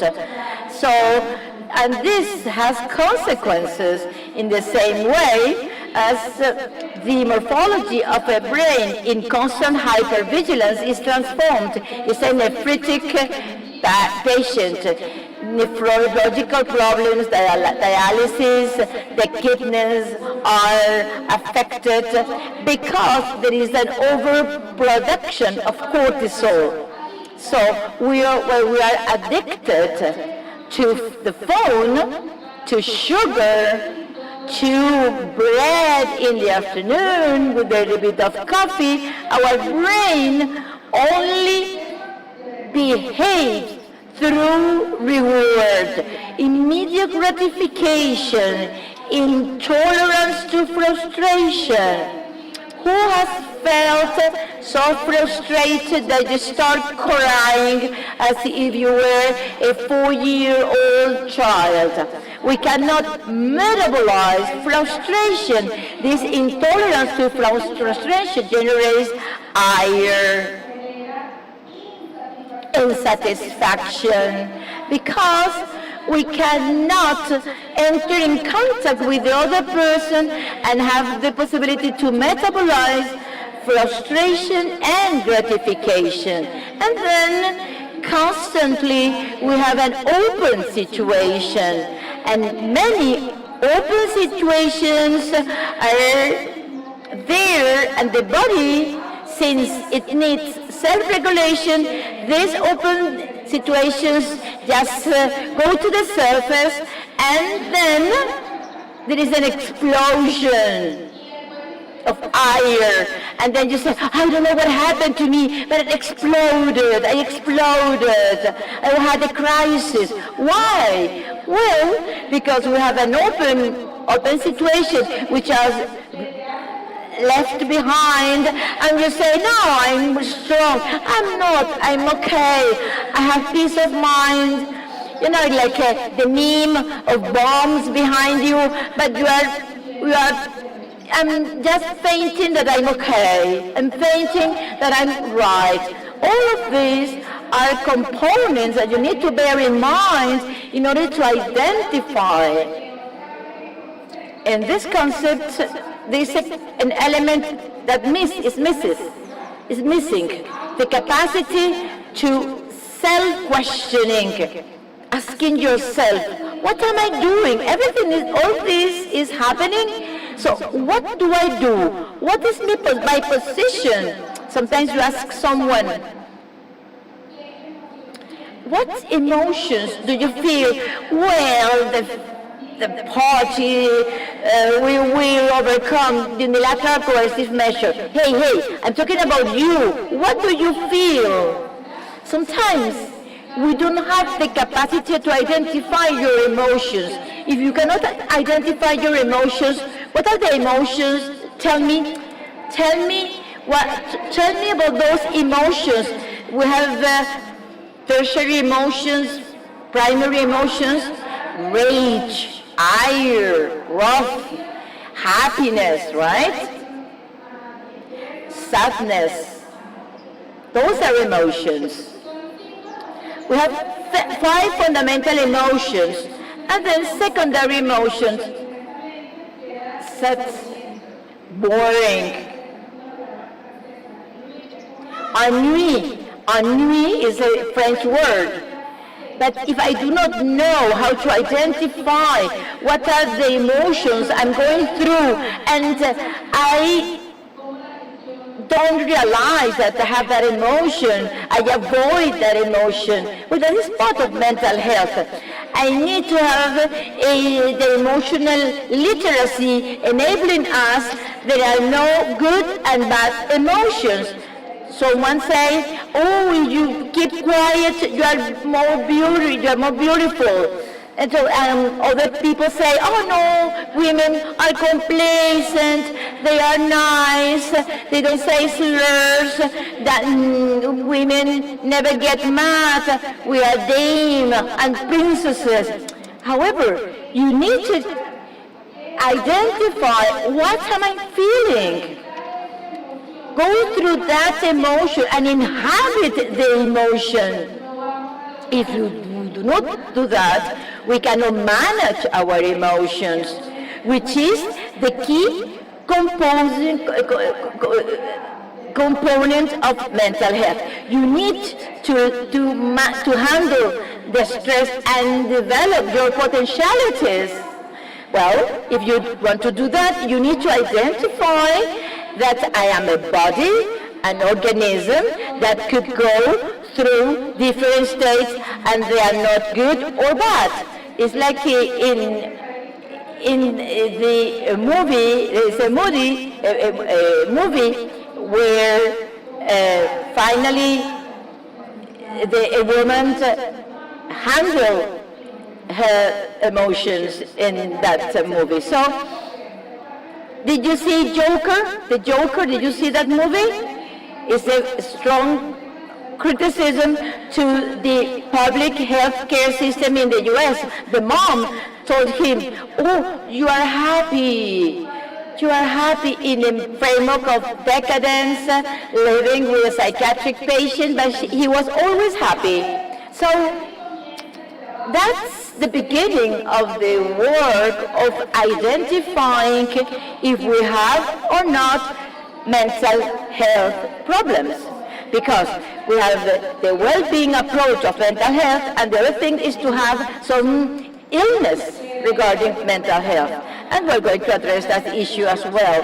It is not true, and that is taboo, and we have to do a pedagogical work. People go to a therapy because they are crazy. They are mad. You know what's the difference between a psychology and a psychiatrist? What's the difference? What's the difference? Well, the psychiatrist, he is expert in psychiatry because my nervous system is an organ. The brain is an organ. Have you seen anyone telling someone, come on, you had this cancer in your lungs, come on. But if someone says, listen, I feel sad, I'm depressed. No, you are not depressed, you're not crazy, you don't have to go to the doctor. So what is the difference between a psychologist and a psychotherapist? Well, there are psychologists who are not psychotherapists. So it's like when you go to the traumatologist, and they recommend a physiatrist to have some exercises. Psychotherapy are exercises that enable you to improve your self-knowledge. They accompany you in the process of self-knowledge, to wonder and to ask yourself who you are. I work in psychotherapy of a psychiatrist, a student, Spurs, is German, who created the Gestalt psychotherapy, whose framework is humanist and existentialist in the phenomenology of Husserl, this method of Husserl. So, and Buddhism, they take from Buddhism the awareness of living in the present, in the Iket Nuk. So you know what is the main reasons of consultation of young people in our country? They do not have a life project. They are lost. They don't know what to do. They are completely lost. That is one of the main reasons for consultation. The other reason to see us, and this is very serious, and they have triggered the number of suicides, and we need to address the problem of suicide, solitude. I come here so someone can hear me because I feel alone. I feel alone at home. And this has to do with cares, because if I'm a single mom working, studying, and raising kids, who's taking care of the young woman, young men? And today we have a more serious problem. More serious, and the situation of the migrants is the moms and dads who left the country and left the kids with the grandparents that don't have the means to deal with the grandchildren. They have a patient, 16 years old, with 3 suicide attempts, and 15 days after the last attempt to suicide, the mom left for Spain. And then we called the mom, telling the situation of the kid, and the mom said, oh, listen, I don't have the time to take care of him, and tell the neighbor to take care of him because I'm in Spain. So that is critical situation. So we have a generation suffering this horrendous situation. And because why? Because these guys are going through a war period. So we are survivors of the post-pandemic time. And we don't know how our system is going to be transformed biologically because of this crisis. So on top of this crisis, this pandemic and everything, we have this wartime. For instance, some moms, they don't have where the children are. So how that body could be, how that mom is feeling when the mom doesn't know where the kids are. So I don't know if you can see this slide. I have an investigation that was made. Right now I direct a foundation that is a center of research, and we are holding a survey on the life conditions of the Venezuelan people and mental health. What you're going to see projected now is the result of the first research that we made, which was a pilot test that we held. We did it is a focus study in the parish La Vega of Capital District. This is a study made in Venezuela of one specific case. But we are going to go to the first report. We made a quantitative and quality study to see things, and we applied different instruments. Later on we'll speak of the instruments. And here, I'm going to read the percentages. I know we can't read it. The first bar there, the red bar, which is distribution of people encountered with symptoms of anxiety and depression. What are we measuring in the survey? What are the symptoms we're measuring and the signs? The symptom is that I have a cold and I'm sneezing, and the symptom is how I live it. Do I get despair? Do I get an allergy? I can't breathe. What do I do? So we have symptoms and symptoms and people and other aspects. And And they say when a person has more than 3 symptoms or symptoms, which there is the need of medical help. That means that you have to pay attention. If somebody has 3 or more of these symptoms, then the person needs help. These are symptoms of anxiety and depression. First, I'm going to read them. Problems for sleep, sleeping problems. To maintain yourself sleep, or I sleep, but you wake up many times at night, or you sleep at night, or maybe sleep too much. Who has any of these symptoms? Raise your hands. If you want, raise your hands. You don't have to. Either you sleep too much, but by phases. Depends, all right. This screen, we have the screen here. The survey said that 39% of people that were surveyed here have sleep problems.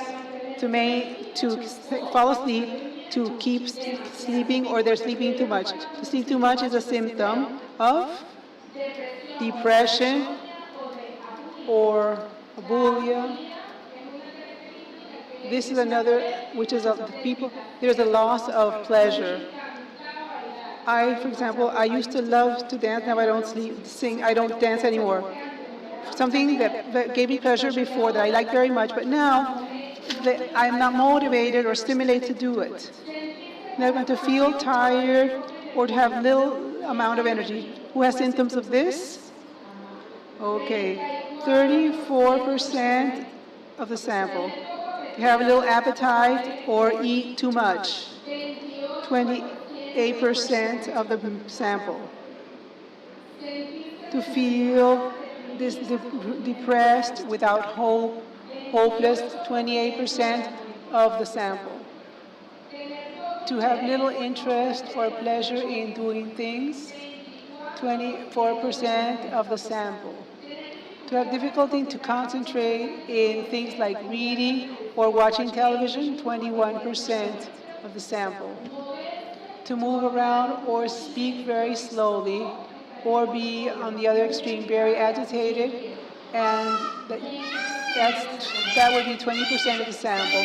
Excuse me, that's the peacock in the background. Now feel lack of love, feel a lack of love for yourself, or that you feel that you're a failure, or that you are a load for yourself. It has to do with the social media and the ways of right that we see in Instagram, and that I should have, for example, by my age, I should have a car, a house, I should be married, or this or that, or having graduated, and I have not reached any of the objectives that I wanted to initially.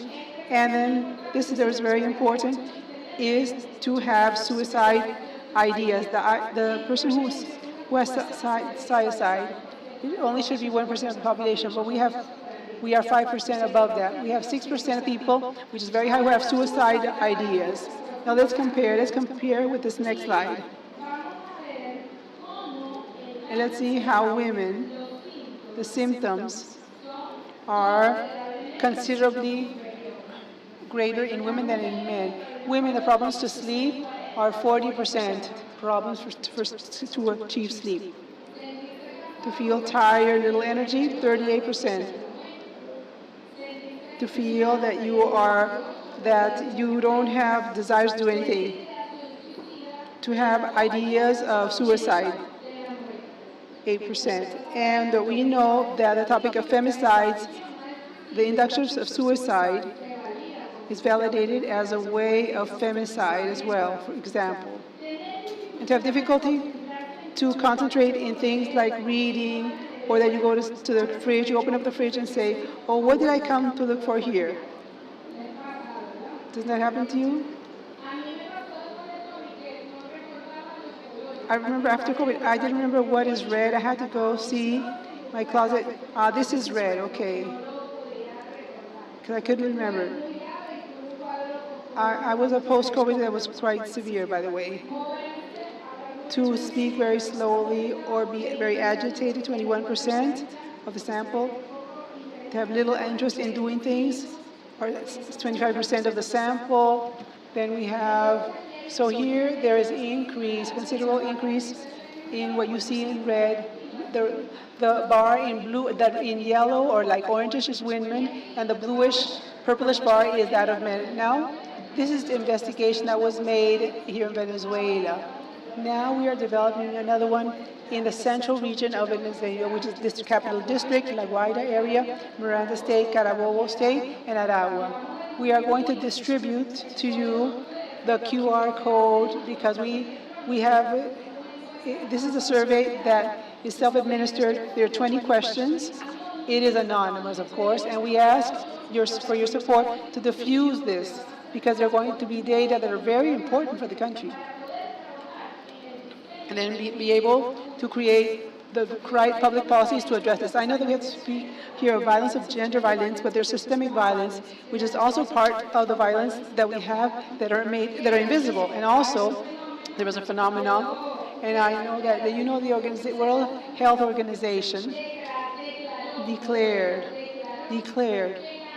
that the sickness or the disease that is the one that exists more in the 21st century are mental health issues, and that these diseases are each time more, they appear more at an earlier age, and that the prevalence of the symptoms are usually in the case of women, and this is serious not only in our country but on planet Earth. So vis-a-vis a problem that is of health, public health problem.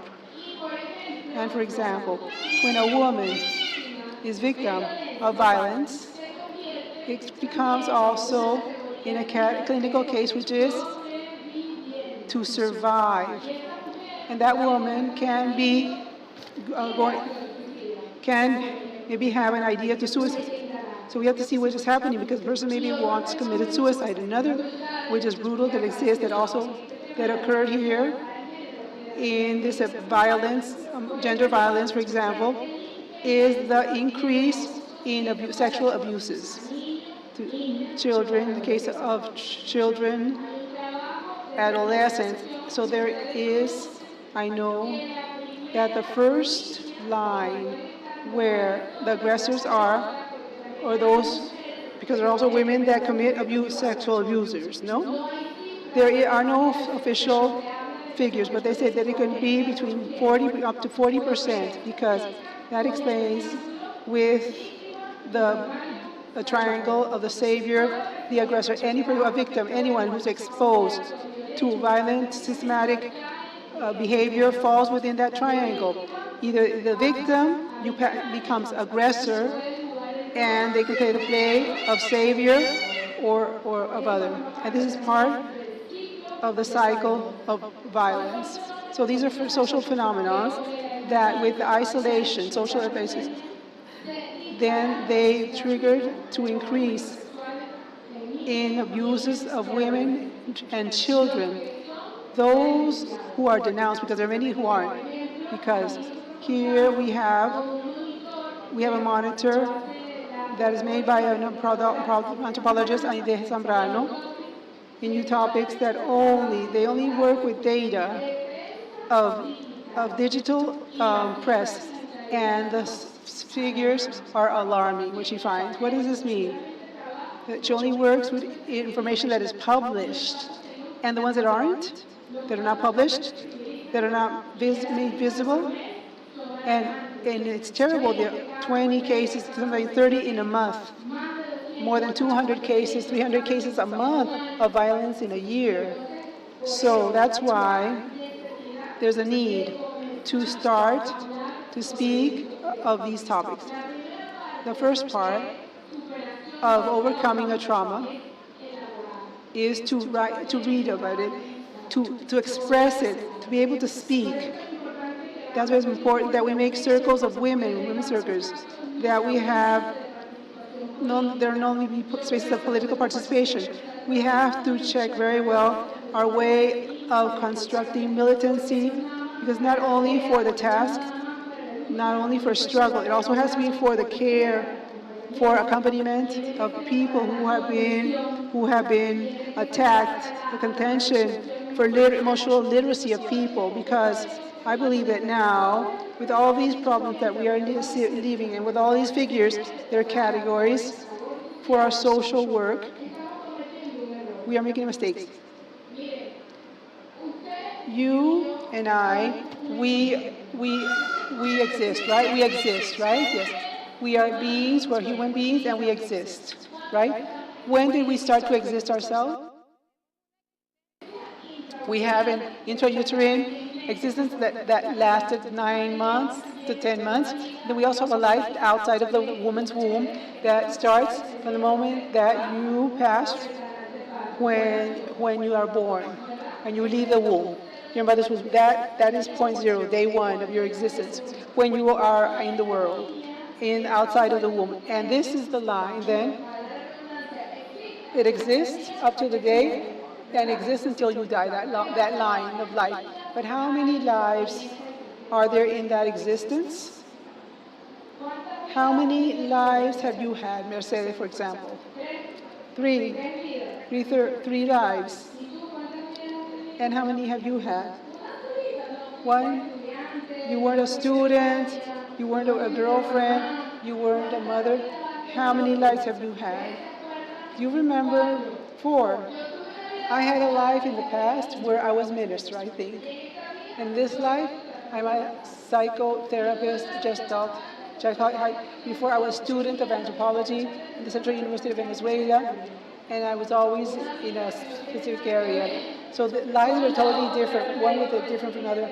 I would make theater, I would do yoga, and I was happy. And then I had another life, different lives, that I was a mother, for example, mainly. So we try, and we see this, that of course it is the same, as if it were the same political subject of 20 years, 25 years back, but it's different. It's totally different. Now it is a survivor of a pandemic, lives in a society that is in war. It lives many different situations and physical pain, lost many people in COVID, the people, their children left, their friends left, so the person has changed. It's someone else who exists, another existence because of all these changes. We want to relate with each other as if we were the same person always, and not think of all those losses and all that pain. Say, no, come on, you can, we're strong, we're going to overcome this together. I say this, why? Because we have to be promoters of the culture of care, which is important, and we have to take care of ourselves. And this means that we have to take care of ourselves, and just always say that we go to therapy to learn to be people. And one of the things that came, and I made focal groups after the 28th of July, which was the pain of many women for being attacked and assaulted by women that they cared for and took care of. And this is also a process of mourning. It is a loss. Not only the violence of gender, it is political violence. And when we made surveys, one of the things that women feel worse is due to political violence they receive by other women. Because women ourselves, we can be reproducers of violence, of matches violence. We are the main we are the realm. We are there in those subtle aspects. We can be part of it. So how can we establish an economy of care and a culture of care that we women usually do? We have to transform. A way of militancy is one way to do it. We give advice, and I had the opportunity to help with the great mission Venezuela Young to help in a program that is called Always Together, of giving attention in mental health that is free for young people.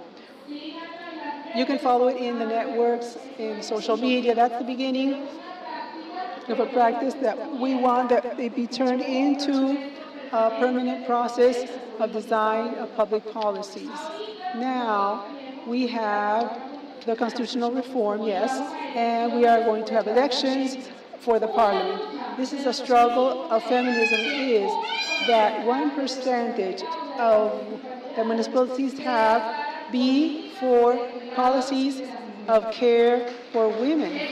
That is in discussion, that we have to have that discussion in the constitutional reform.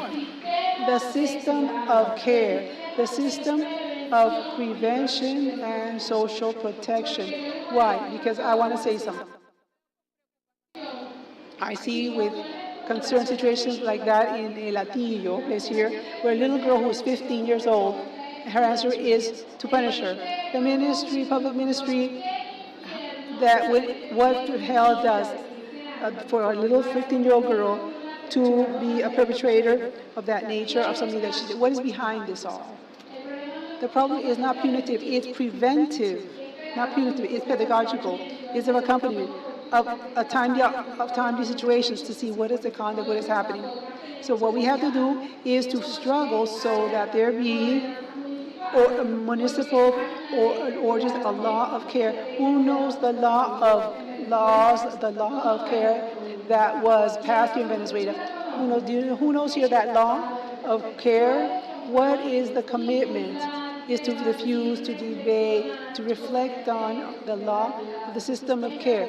In Brazil, there is an initiative that's called Bank of Orders. I'm a physiotherapist, and I take care of children. I'm a teacher. I have 3 hours of physiotherapy, and you take care of my children, like a trade, no? And I give you the services that I give you, and we do an exchange. How many of those initiatives of care are we promoting here in our territory, in our communities? How many? There is a stigma which is very, the victims of victims. But why don't you leave it? Why don't you leave that guy? No, the statistics say that the average is of 7 attempts. 7 attempts for the victim leaves her attacker. And so many times, the women who are victims, they're victims of violence in their environment because of things, they say all kinds of things against them, because they say that she likes to be hit. But no, the problem is an economic issue, because she doesn't have money. I don't have where to take my children. I don't have money. I don't know how to maintain myself. What are the initiatives of solidarity economy for us to be able to generate a system of transition of victims of violence based on gender, because those women don't have a place to go, so they stay. The economy of care. It has to be a key issue in the debate, economic debate. And here in Venezuela, we have the T of economic transformation that is measured as a GDP, the labor of production and reproduction of life. This is a discussion. Not that they pay us for housework, that it be measured as production of riches and wealth of life. So, and also that we can also give way. Who postulated here for any public office here? I see here. There's another one there too. What is the agenda that you're going to propose based on the economy of and all of these challenges, because these are not normal challenges of the state. These are challenges of the society, the system of how you bring up a child, Federation of Women. When I was born in Cuba, he created circles of women for women that became prostitutes, could have, someone would care for their children, and they can go work in their training in order to develop that they can work in something else outside of prostitution. This is also a job. Then the children's circle that of care, so that our sisters who are in a situation of violence can break that cycle of violence in their homes because they have support, because all the statistics stay. And it is proven scientifically that a woman leaves that cycle only with support and help from other women. That's the only way out. I think this is our basic conclusion, that the system of care. I don't know how much time I could speak, but I think I've surpassed it. I think I have to leave, but I think I have to start closing and wrapping up, shall we say. So it's very interesting, important that we all here start a pedagogical task. I believe that the first thing we have to do is to study, to fuse the law of care that exists. What are the rules and regulations? How do we work with that? Where do we go? When can it be applied? What are the struggles that we have to reach so that that law be passed? What is lacking? What is next to achieve that mental health be a right of women, and that the service of health, of public health, have public health, mental health care? Under what conditions are are the infrastructures and the mental health centers in Venezuela? Well, that's what we have to see. We have to struggle for that. We have to organize ourselves. We have to be within our work agenda. Mental health as a human right that is fundamental for us, that has to be safeguarded. And from there on, you know, I'm not going to speak of struggle because you are committed in this struggle. But we have to start then to be present in the debates. What we don't name does not exist. If we don't mention it, it doesn't exist. And this is a crucial element, sustainment of life and a full life in well-being. Thank you very much. Okay, thank you very much, President of Fundadesa. Excellent that of mental health. And today, in our cantor, ALBA has name of a woman. We also give the welcome to Ismael Jimenez, who will speak, Vice Minister of Communication Management for the 5th Conference, Mobilization and Feminist Action in the Current Geopolitics. You have the floor. Now, we also also welcome Maywalida Vargas, who is going to be closing after her graduates with the conference, Labor Equality and New Generations of Leadership, Feminine Leadership. So now you have the floor. Ismael, thank you very much. Good afternoon to be here sharing with all of you this afternoon. It's a hard hour. It's 3 p.m. How many hours have you been here, women? How many hours have you been here? A long time, right? All right, so I'm Ismael Jimenez, Vice Minister of Communicational, Secretary of a commune, and I have been here to speak of mobilization, geopolitical, women, mobilization, feminine action in this beautiful activity that has the name of ALBA Women.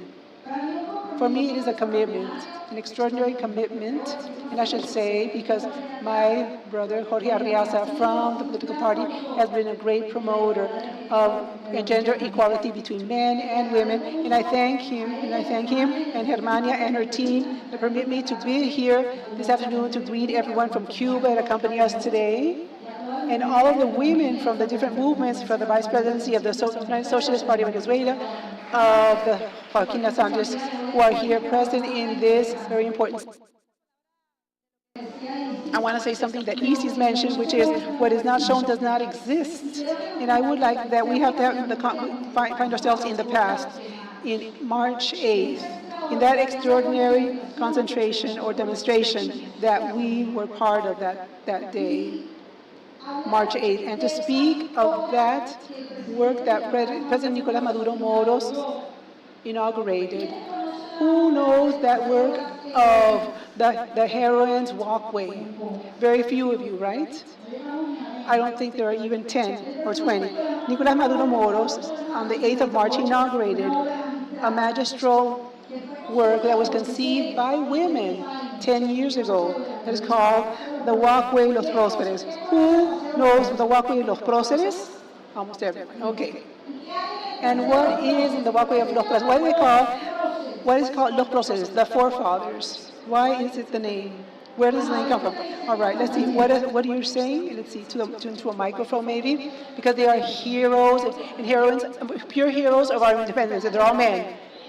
Because they were only men, because now we know that they're taking women to Los Próceres walkway. And back here, what is this walkway, Los Próceres? Los Próceres walkway is something historical. Our heroes were there, and now we have our heroes and heroines, thanks to President Nicolás Maduro. Were you there? Yes, I was there, of course. And tell me what you felt that day, so those of us who don't know Los Próceres walkway can know. Well, all the women who have life and we have struggled for our rights in science and politics and all realms. All of them are there. Isn't that beautiful, this message? I brought a video to show you because the 7th of March, the women who are part of the structure of the Great Mission Venezuela Women, we were there. Here's Maywalida, there's Marjorie, there we were. That historical moment where those heroines, they left from the mold, and we were there listening and seeing the histories of each one of these great women, these heroines, and we felt so well represented by the heroic deed of these, because we were breaking with the historiography, official historiography that would tell us that the history and independence, that the homeland had been only created by men, or product of men's efforts. And now, how transcendental the fact that now we, women, are now today, now, in this historic moment, acknowledging that the deed of independence also has the face of a woman. There are women present there, not only men.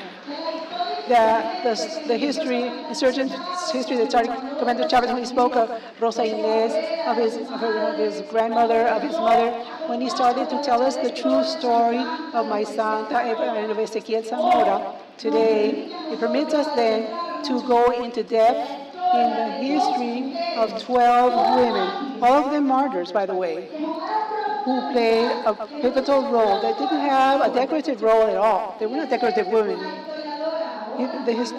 Here, she was with us that day, a historian, who the role of women not only was a decorative role, was not a decoration, that we accompany our brothers, our husbands, or our men.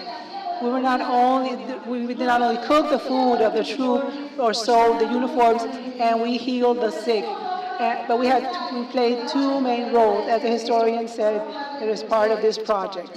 We had two roles, that we fought with a weapon, being the forefront of the battle, and the other role that women had was that of propaganda, publicity, of giving, informing of information, to guarantee that that project, historical project, would keep alive even if our men weren't around, because, and besides, while we served the food, we would listen to the conversations that existed, and we can therefore, who was the enemy there, because we listened to what people were saying. So we had a fundamental role of preserving the idea of continuing through the oral revolutionary process that is independent.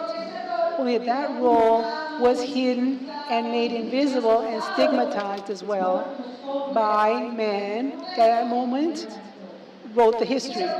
But paradoxically, two men came, Simon Bolivar and Chavez, to change that. And Simon Bolivar, he wrote to Santander a letter because he complained of the ascension of Colonel that had been given to Manuela Sáenz, who won with her own merit her degree of colonel in the Battle of Ayacucho. And Sucre told Bolivar, she has to ascend. And Bolivar said, of course, go ahead. And Santander wrote and says that how is it possible that he has, that how can he do that with her?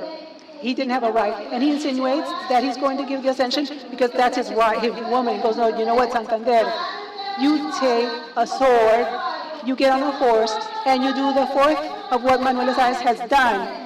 And then we'll see each other. But I'm not promoting her because I go to bed with her. And Santander had to shut up and accept what, for the moment, was a heroic deed. Bolivar then, he acknowledging with Masuela the role of women, he did that. But so many other stories exist as women of Barinas that wrote a letter to the liberator Simon Bolivar and said, I know that you think that we women are just women and that we are the weak ones, the weak sex, but we're not as weak as we think. And we want to participate actively. We have a rifle and we want to ride on a horse and we want to be in the first line of battle, that forefront to defend our revolutionary process.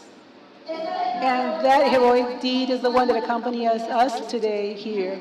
A heroic deed that not only is not Venezuelan, but it is Bolivarian, is something important, and we have to address it with a geopolitical vision and with a vision of diplomacy of peace as well. This project, I have to say, was conceived by Admiral Carmen Melendez 10 years ago. She was the first Minister of Women of the Bolivarian Republic of Venezuela, the first woman minister, the first Minister of Defense in a military structure which was patriarchal. And who dared to do so? Chavez named her. And she, as Minister of Defense, Carmen Melendez, she saw Los Próceres walkway, and she said, I have a project, and I would like to place there our heroines, She couldn't, as a Minister of Defense, do it then. However, she put her project with, she kept it, and it passed time. She had different projects, and she had the heroines already created, the statues, and she presented the project after when she was in Barquisimeto. And lastly, when she arrived to the mayorship of Caracas, she said to the women there by Gualida, right? When she arrived there, she said, this is the moment to do it.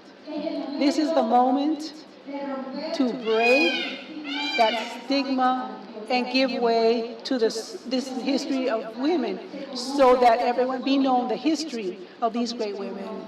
What are their faces and who are they? And we accompanied her, and we realized that there were many historians there were architects that were part of it, and that had been working on the construction of this great project. They were all women, by the way.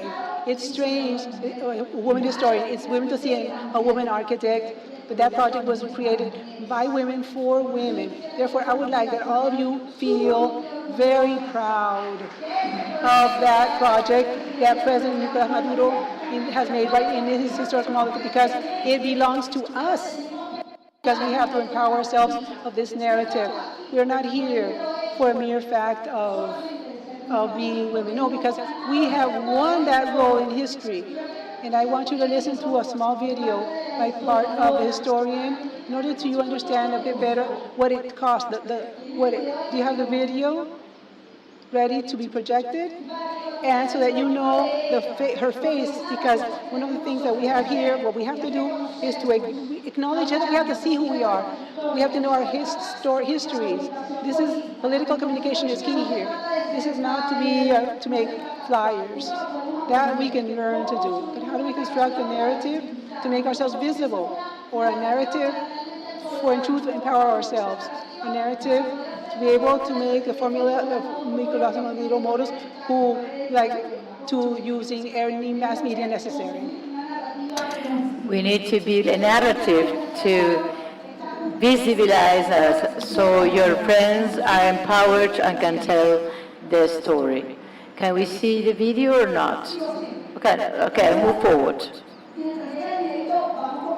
So let's talk about this narrative. We were there March the 8th in a concentration in this rally. Who participated in this rally? One of the most wonderful rallies that revolution has had in the history of the struggle of feminism in Venezuela. Why? Well, we have a women's mission, and this movement is collecting all these women. In Mexico and Argentina, they have women movement. They told us you have the territory, but you don't have the movement. We have 80% of leadership in the territory, but we have different currents. And President told us, you need to get together. So we know that we come from an independentist struggle, and only together we can move forward in this process of defending the homeland. So, as is the planets get together, there was a very interesting political moment. Last Saturday, we achieved something that seemed impossible. And Gisela made a presentation that has to do with parity. Why do you think that we have succeeded in internal voting that 50%, 54% of the popular elected positions are women? Well, because we have reached a level of political awareness which is important, and a fundamental movement of unity to attain what seemed to be impossible. 54% of the publicly elected positions are women. That was unthinkable 5 years ago, unthinkable 4 years ago. All the unilateral coercive measures, economic warfare, are targeting women and the Venezuelan families to divide us. On July the 28th last, Venezuelan women were attacked. The main targets were women. Why? Because the campaign was geared to give us an emotional blackmail. and they threatened us. You know, the right wing is going to bring back your kids. You need to vote for us so your children could be back in Venezuela. That was the blackmail. And they were penetrating the networks, how the leadership were being dismantled, were scared with so much pressure from the right wing. However, women took the vanguard despite the fascism, despite persecution. Two comrades lost their lives, one in Aragua and Bolivar. Two women were the martyrs of this revolutionary process, and that was not by chance. As a result of this war, which is not only economic warfare, but a communicational and psychological warfare.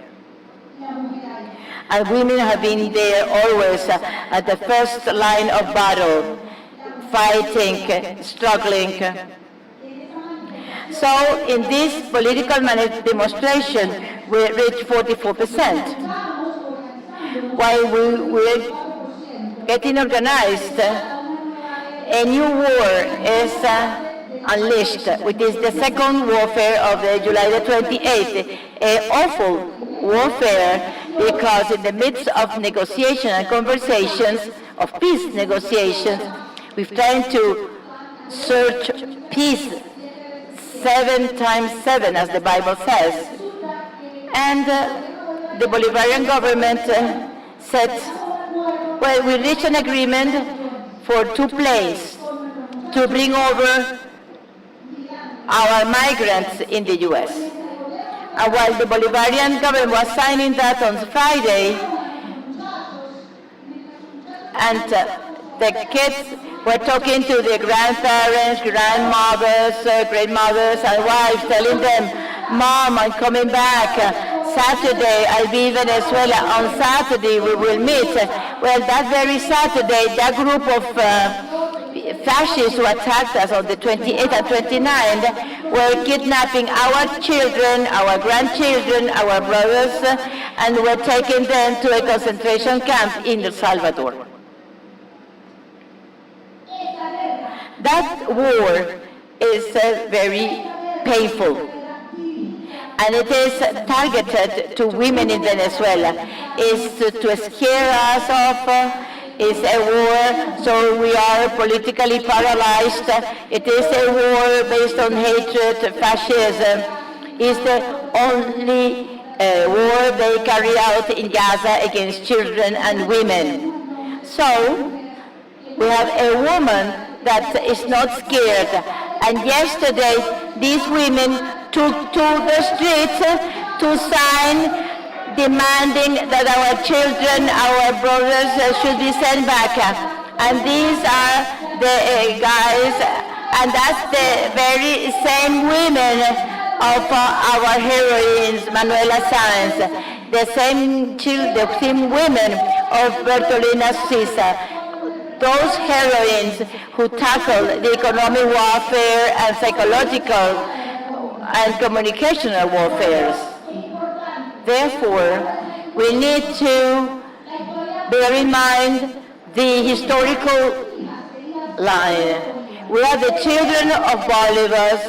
We are the heirs of that cause, enabling us to demand the empire to have our children. And this is our role.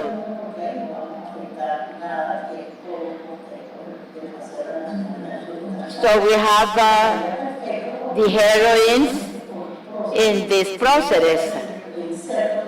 And this is part of this project in decivilizing our heroines. So we contacted the Institute of National Patrimony, the sponsor for this historical area, and they said, no, this is part of our patrimony. And we said, no, this is not going to affect us. We can place these heroines in a place which is the Rhode Island. And once we presented our request, so the national agency responsible for our patrimony and our heritage. So this project had to be approved by the National Heritage Foundation. So Carmen Melendez appointed a commission, and Colonel Marisela Contreras, who is an architect, and myself. And the idea was to present a draft project, and we need to select the heroines to be selected to be there. So this was not easy to select the heroines. So we finally chose women representing the provinces, not the states, but the provinces covering more territory at that time during the independence war. So we thought of having these heroines of the independence war. So we tried to see what were the best representatives of the various provinces. So we chose 12 heroines. We wanted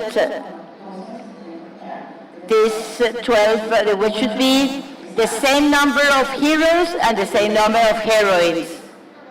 That was the idea. I wanted to show you this for you to know that these heroines, and I hope that you are going to visit them. So these three women devised this project.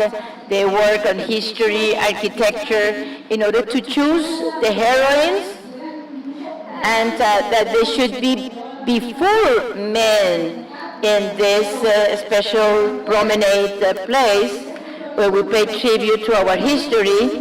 So these three women that they were mentioned who made this possible. And we have the responsibility to pursue this process of discovering and visibilize the heroic guided visit to the place, so you can have a historical visit, so you can go with the children, grandchildren, daughters, so you feel proud of this monument. At this historical moment, where we are facing fascism, neo-Nazism, the external wars and the conflicts, and they are applying this law against our migrants, and they are not respecting the Geneva Convention. They are violating all the regulations regarding human rights. They take your wife, your husband, your child, and they are taken to a concentration camp, and you don't know where they are. So we need, as the daughters of Bolivar, we need to be at the forefront in the struggle of human rights. We need to pursue the struggle of these 12 heroines that make it possible for us to be here and be leaders in each one of our neighborhoods. Therefore, I invite you to visibilize the history of these heroines and the contemporary heroines in our neighborhoods, in our schools. And we know that all of us, we are trying to break with the official history and to have a liberating narrative. We cannot talk about feminism if we do not break with the patriarchal structure, the way they tell the story about our Venezuelan history. And this revolution is made for women to express themselves, and they build their own narrative. We need to build our own inclusive narrative with our brothers, with our companions, with our children. Men cannot be threatened by us in the same way they threatened us. We need to go hand in hand to build this wonderful, beautiful revolution.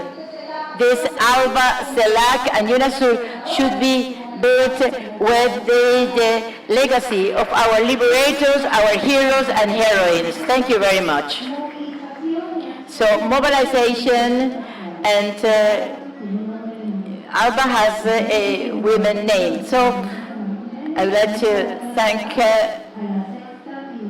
Isla Mar Jimenez, and now we give the floor to Maigualida Vargas, Labor Equality, New Generations and Female Leadership.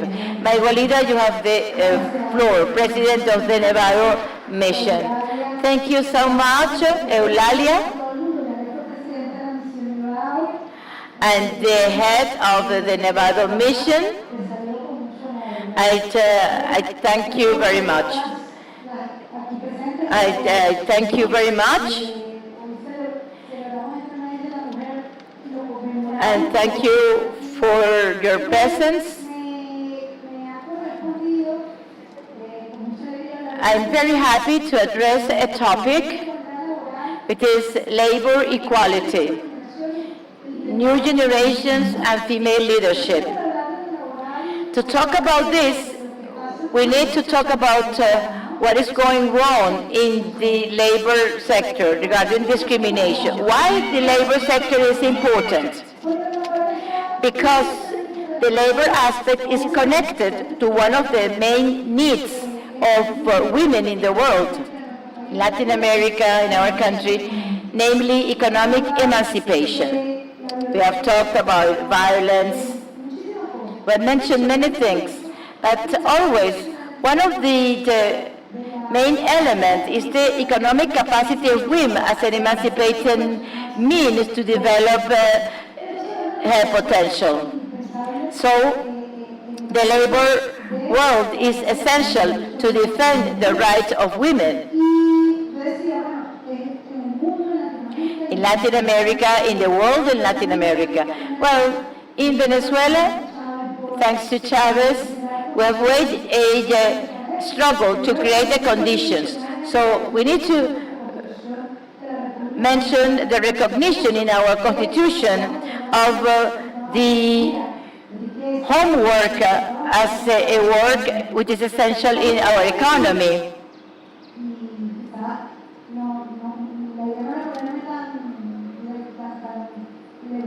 Well, I don't want to talk much about law. However, the law is important. The Constitution is a declaration, but it doesn't lead to practical results. We have a beautiful Constitution where we find a number of rights, but we need now to struggle for these rights to be translated into reality. When we talk to the right to the environment, that is one thing when you declare it. However, it doesn't lead to a true right to environment. The Constitution is the first step. We need now to implement that Constitution. We need to generate the appropriate mechanisms for that right to the environment be truly implemented, is landed in reality. Venezuelans, women and men, need to enjoy the right to the Constitution. This is a construction. It is a long process, and we are in that process. And we're making the adjustment, and now we are discussing a constitutional reform, for instance. So, labor. How can we see work from the female perspective? I would like to show the next slide. I don't want to go into details. The organization that have dealt with the indicators, ECLAC. In Latin America, 15% of high-ranking positions are occupied by 15% of women. So one of the challenges that we are not talking to go, we want real parity in the political field and labor field. Let's see the next slide. Discrimination. What's the real situation? Regarding discrimination,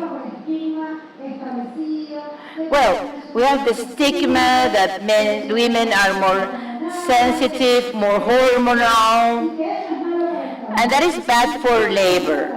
And we are even criticized for being empathic. Let me tell you that those are not defects. You have responsibilities. And people say that the fact that we are more sensitive, etc., that's a defect.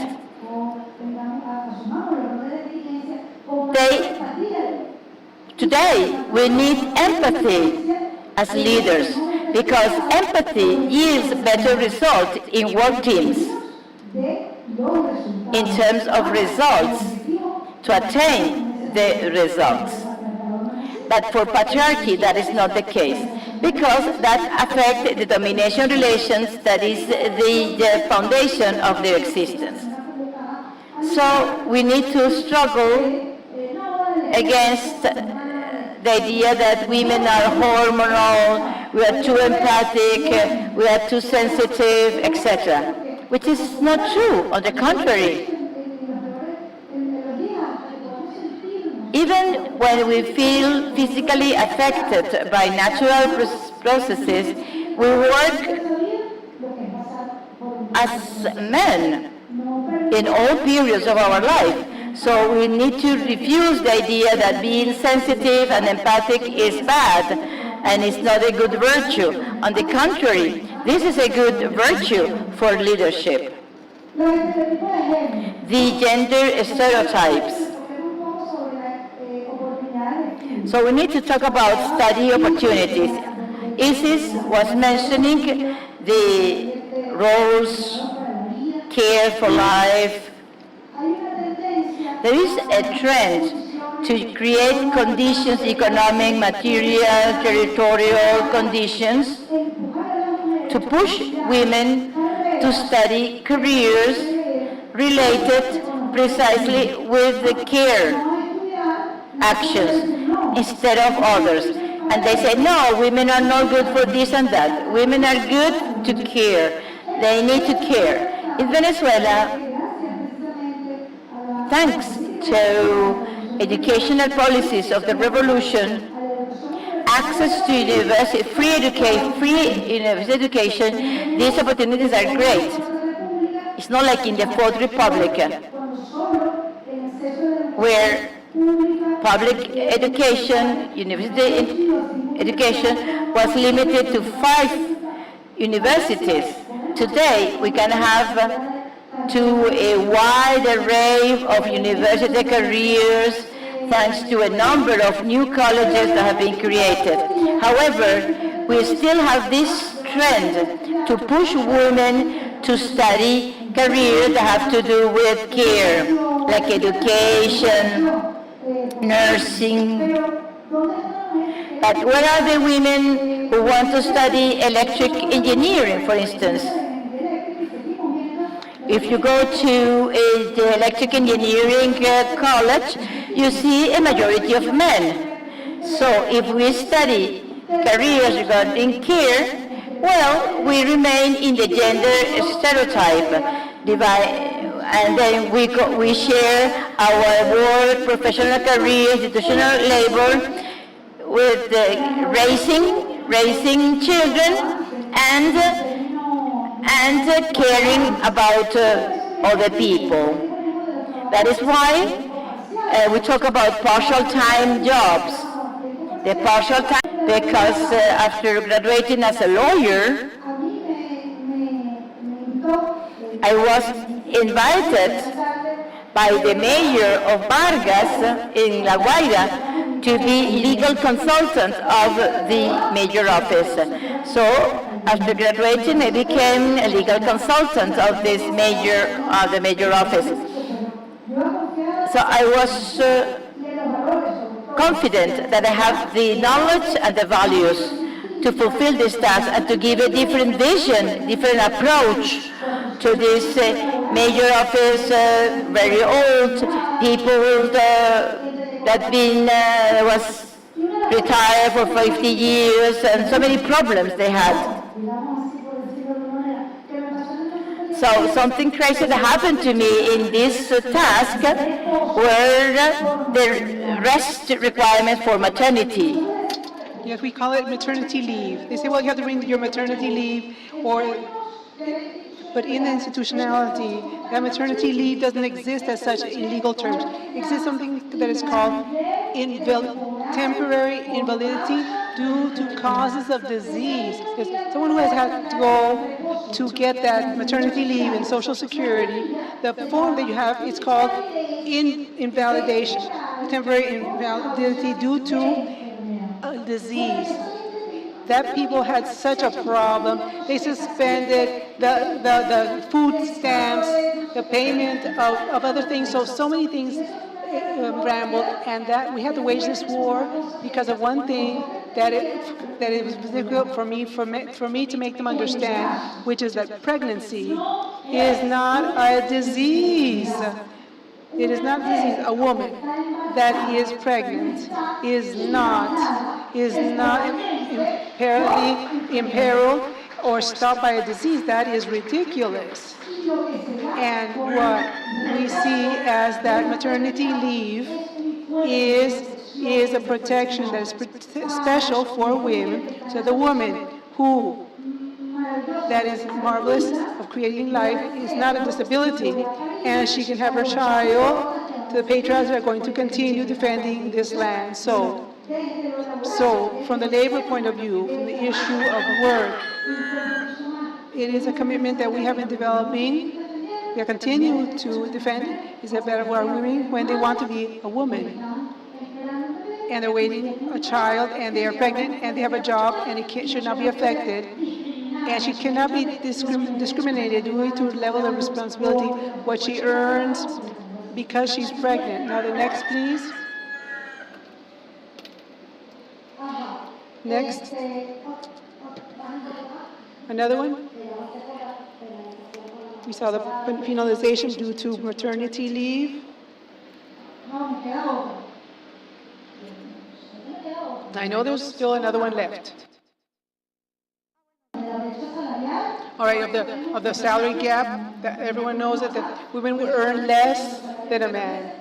Women are offered less money doing the same job. And it's always like that.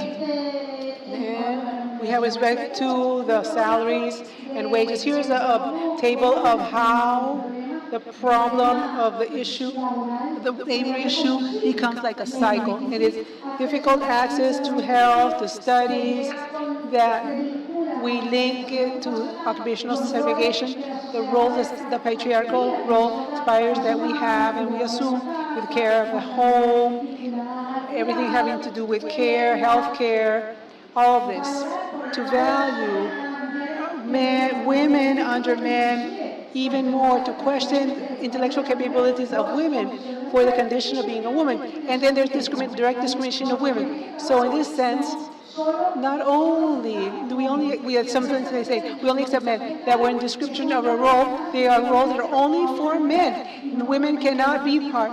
That all depends. And there are aspects, roles that are only for men. Next slide. So they're discriminatory. And here, this is another one. As you can see, I didn't even go to show it. When I went to Vargas and my tasks, because I'm chair of the Mission Nevado, and I'm secretary of the 7th mission of women ecologists and animal lover. And I thank Margarita, who is from the morning speaking to us. And then I had to create a link of the topic that corresponds to me today with the realm of being an animal rights activist. And how could I link? Because I'm not going to leave without speaking of the planet of animals. I'm going to speak of both. Of course, I'm a lawyer. Of course, I will speak of aspects with labor laws and that sort of thing, of course. but also I want to speak of the aspect of animal rights and ecology linked to this. And it's turning in my head, I found two elements that I want to mention in order to link all of this together. One which is negative and one that is positive, shall we say. The negative one, the main negative one is without doubt, is the aspect of exploitation. What we have to open our eyes is how what links us all to this, the focal point where we all coincide is that of exploitation. We're being exploited. There's exploitation of animals by the patriarchal system, exploitation of our planet with the over extraction of the natural resources of the planet, not taking into account the future of the new generations to come, and exploitation of women. And lastly, it is the maximum exploitation that according to prejudice of gender that exists from the past, condition of existence within the framework, of course, in the realm of the environment or of the species. We compare ourselves with animals, continues to be prejudice upon which the patriarchy has developed relations of exploitation towards, as I say, towards animals, our Mother Earth, and women. So why do I want to do this? Because in order to generate a scenario of identity and of understanding of mechanisms that we have to combat, we cannot see mechanisms of exploitation and violence as something normal. We can't, because they're cross-cutting. Exploitation exists for any type of violence, exploitation, of phenomena, they're structural ones, and of violence. We cannot tolerate it. We cannot say, put it on the back burner and just close our eyes. It's like violence. We cannot say, well, I am against violence towards women. But I see something violence goes to an older person, and we say, well, that's not my area of activism, so I'm not going to address that. No, we have to be active in the combat, at least of violence in general, under any circumstance, in any element anything that generates violence, be it because of the age, region, sex, gender, or even the species, which is one of the things that we defend, the struggle against violence towards animals, with other phenomena that exist and that can be developed based on that struggle, and how it always ends. They deteriorate and they turn into violence towards living beings, especially against the living beings that are most vulnerable, which are the animals and children and women. So this is exploitation, and this is very important now. And the positive aspect here, the ethics of care. This is, I think that one of the things that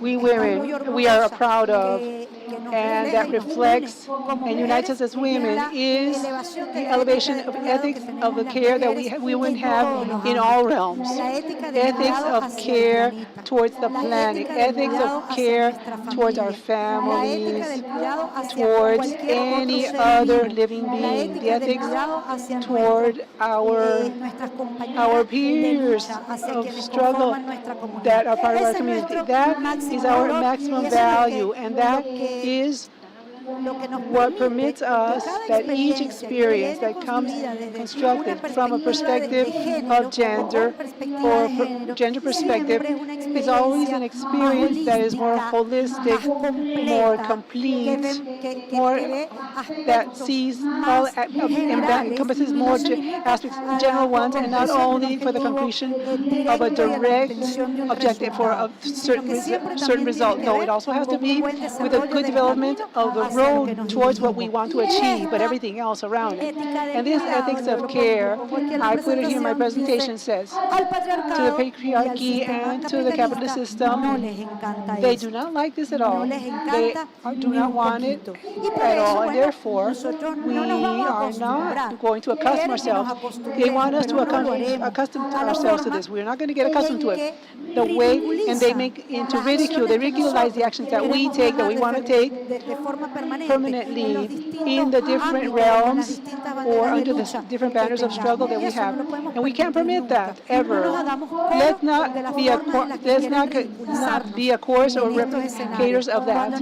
When they tell us, for example, to women, animal lovers say, oh, those crazy women who love cats and dogs, archaeologists, no, those flower eaters, those hippie girls, those wallflowers, no. Those activists of the areas of women, the feminists, they call them feminazis and other things. Pejorative. We can't permit that.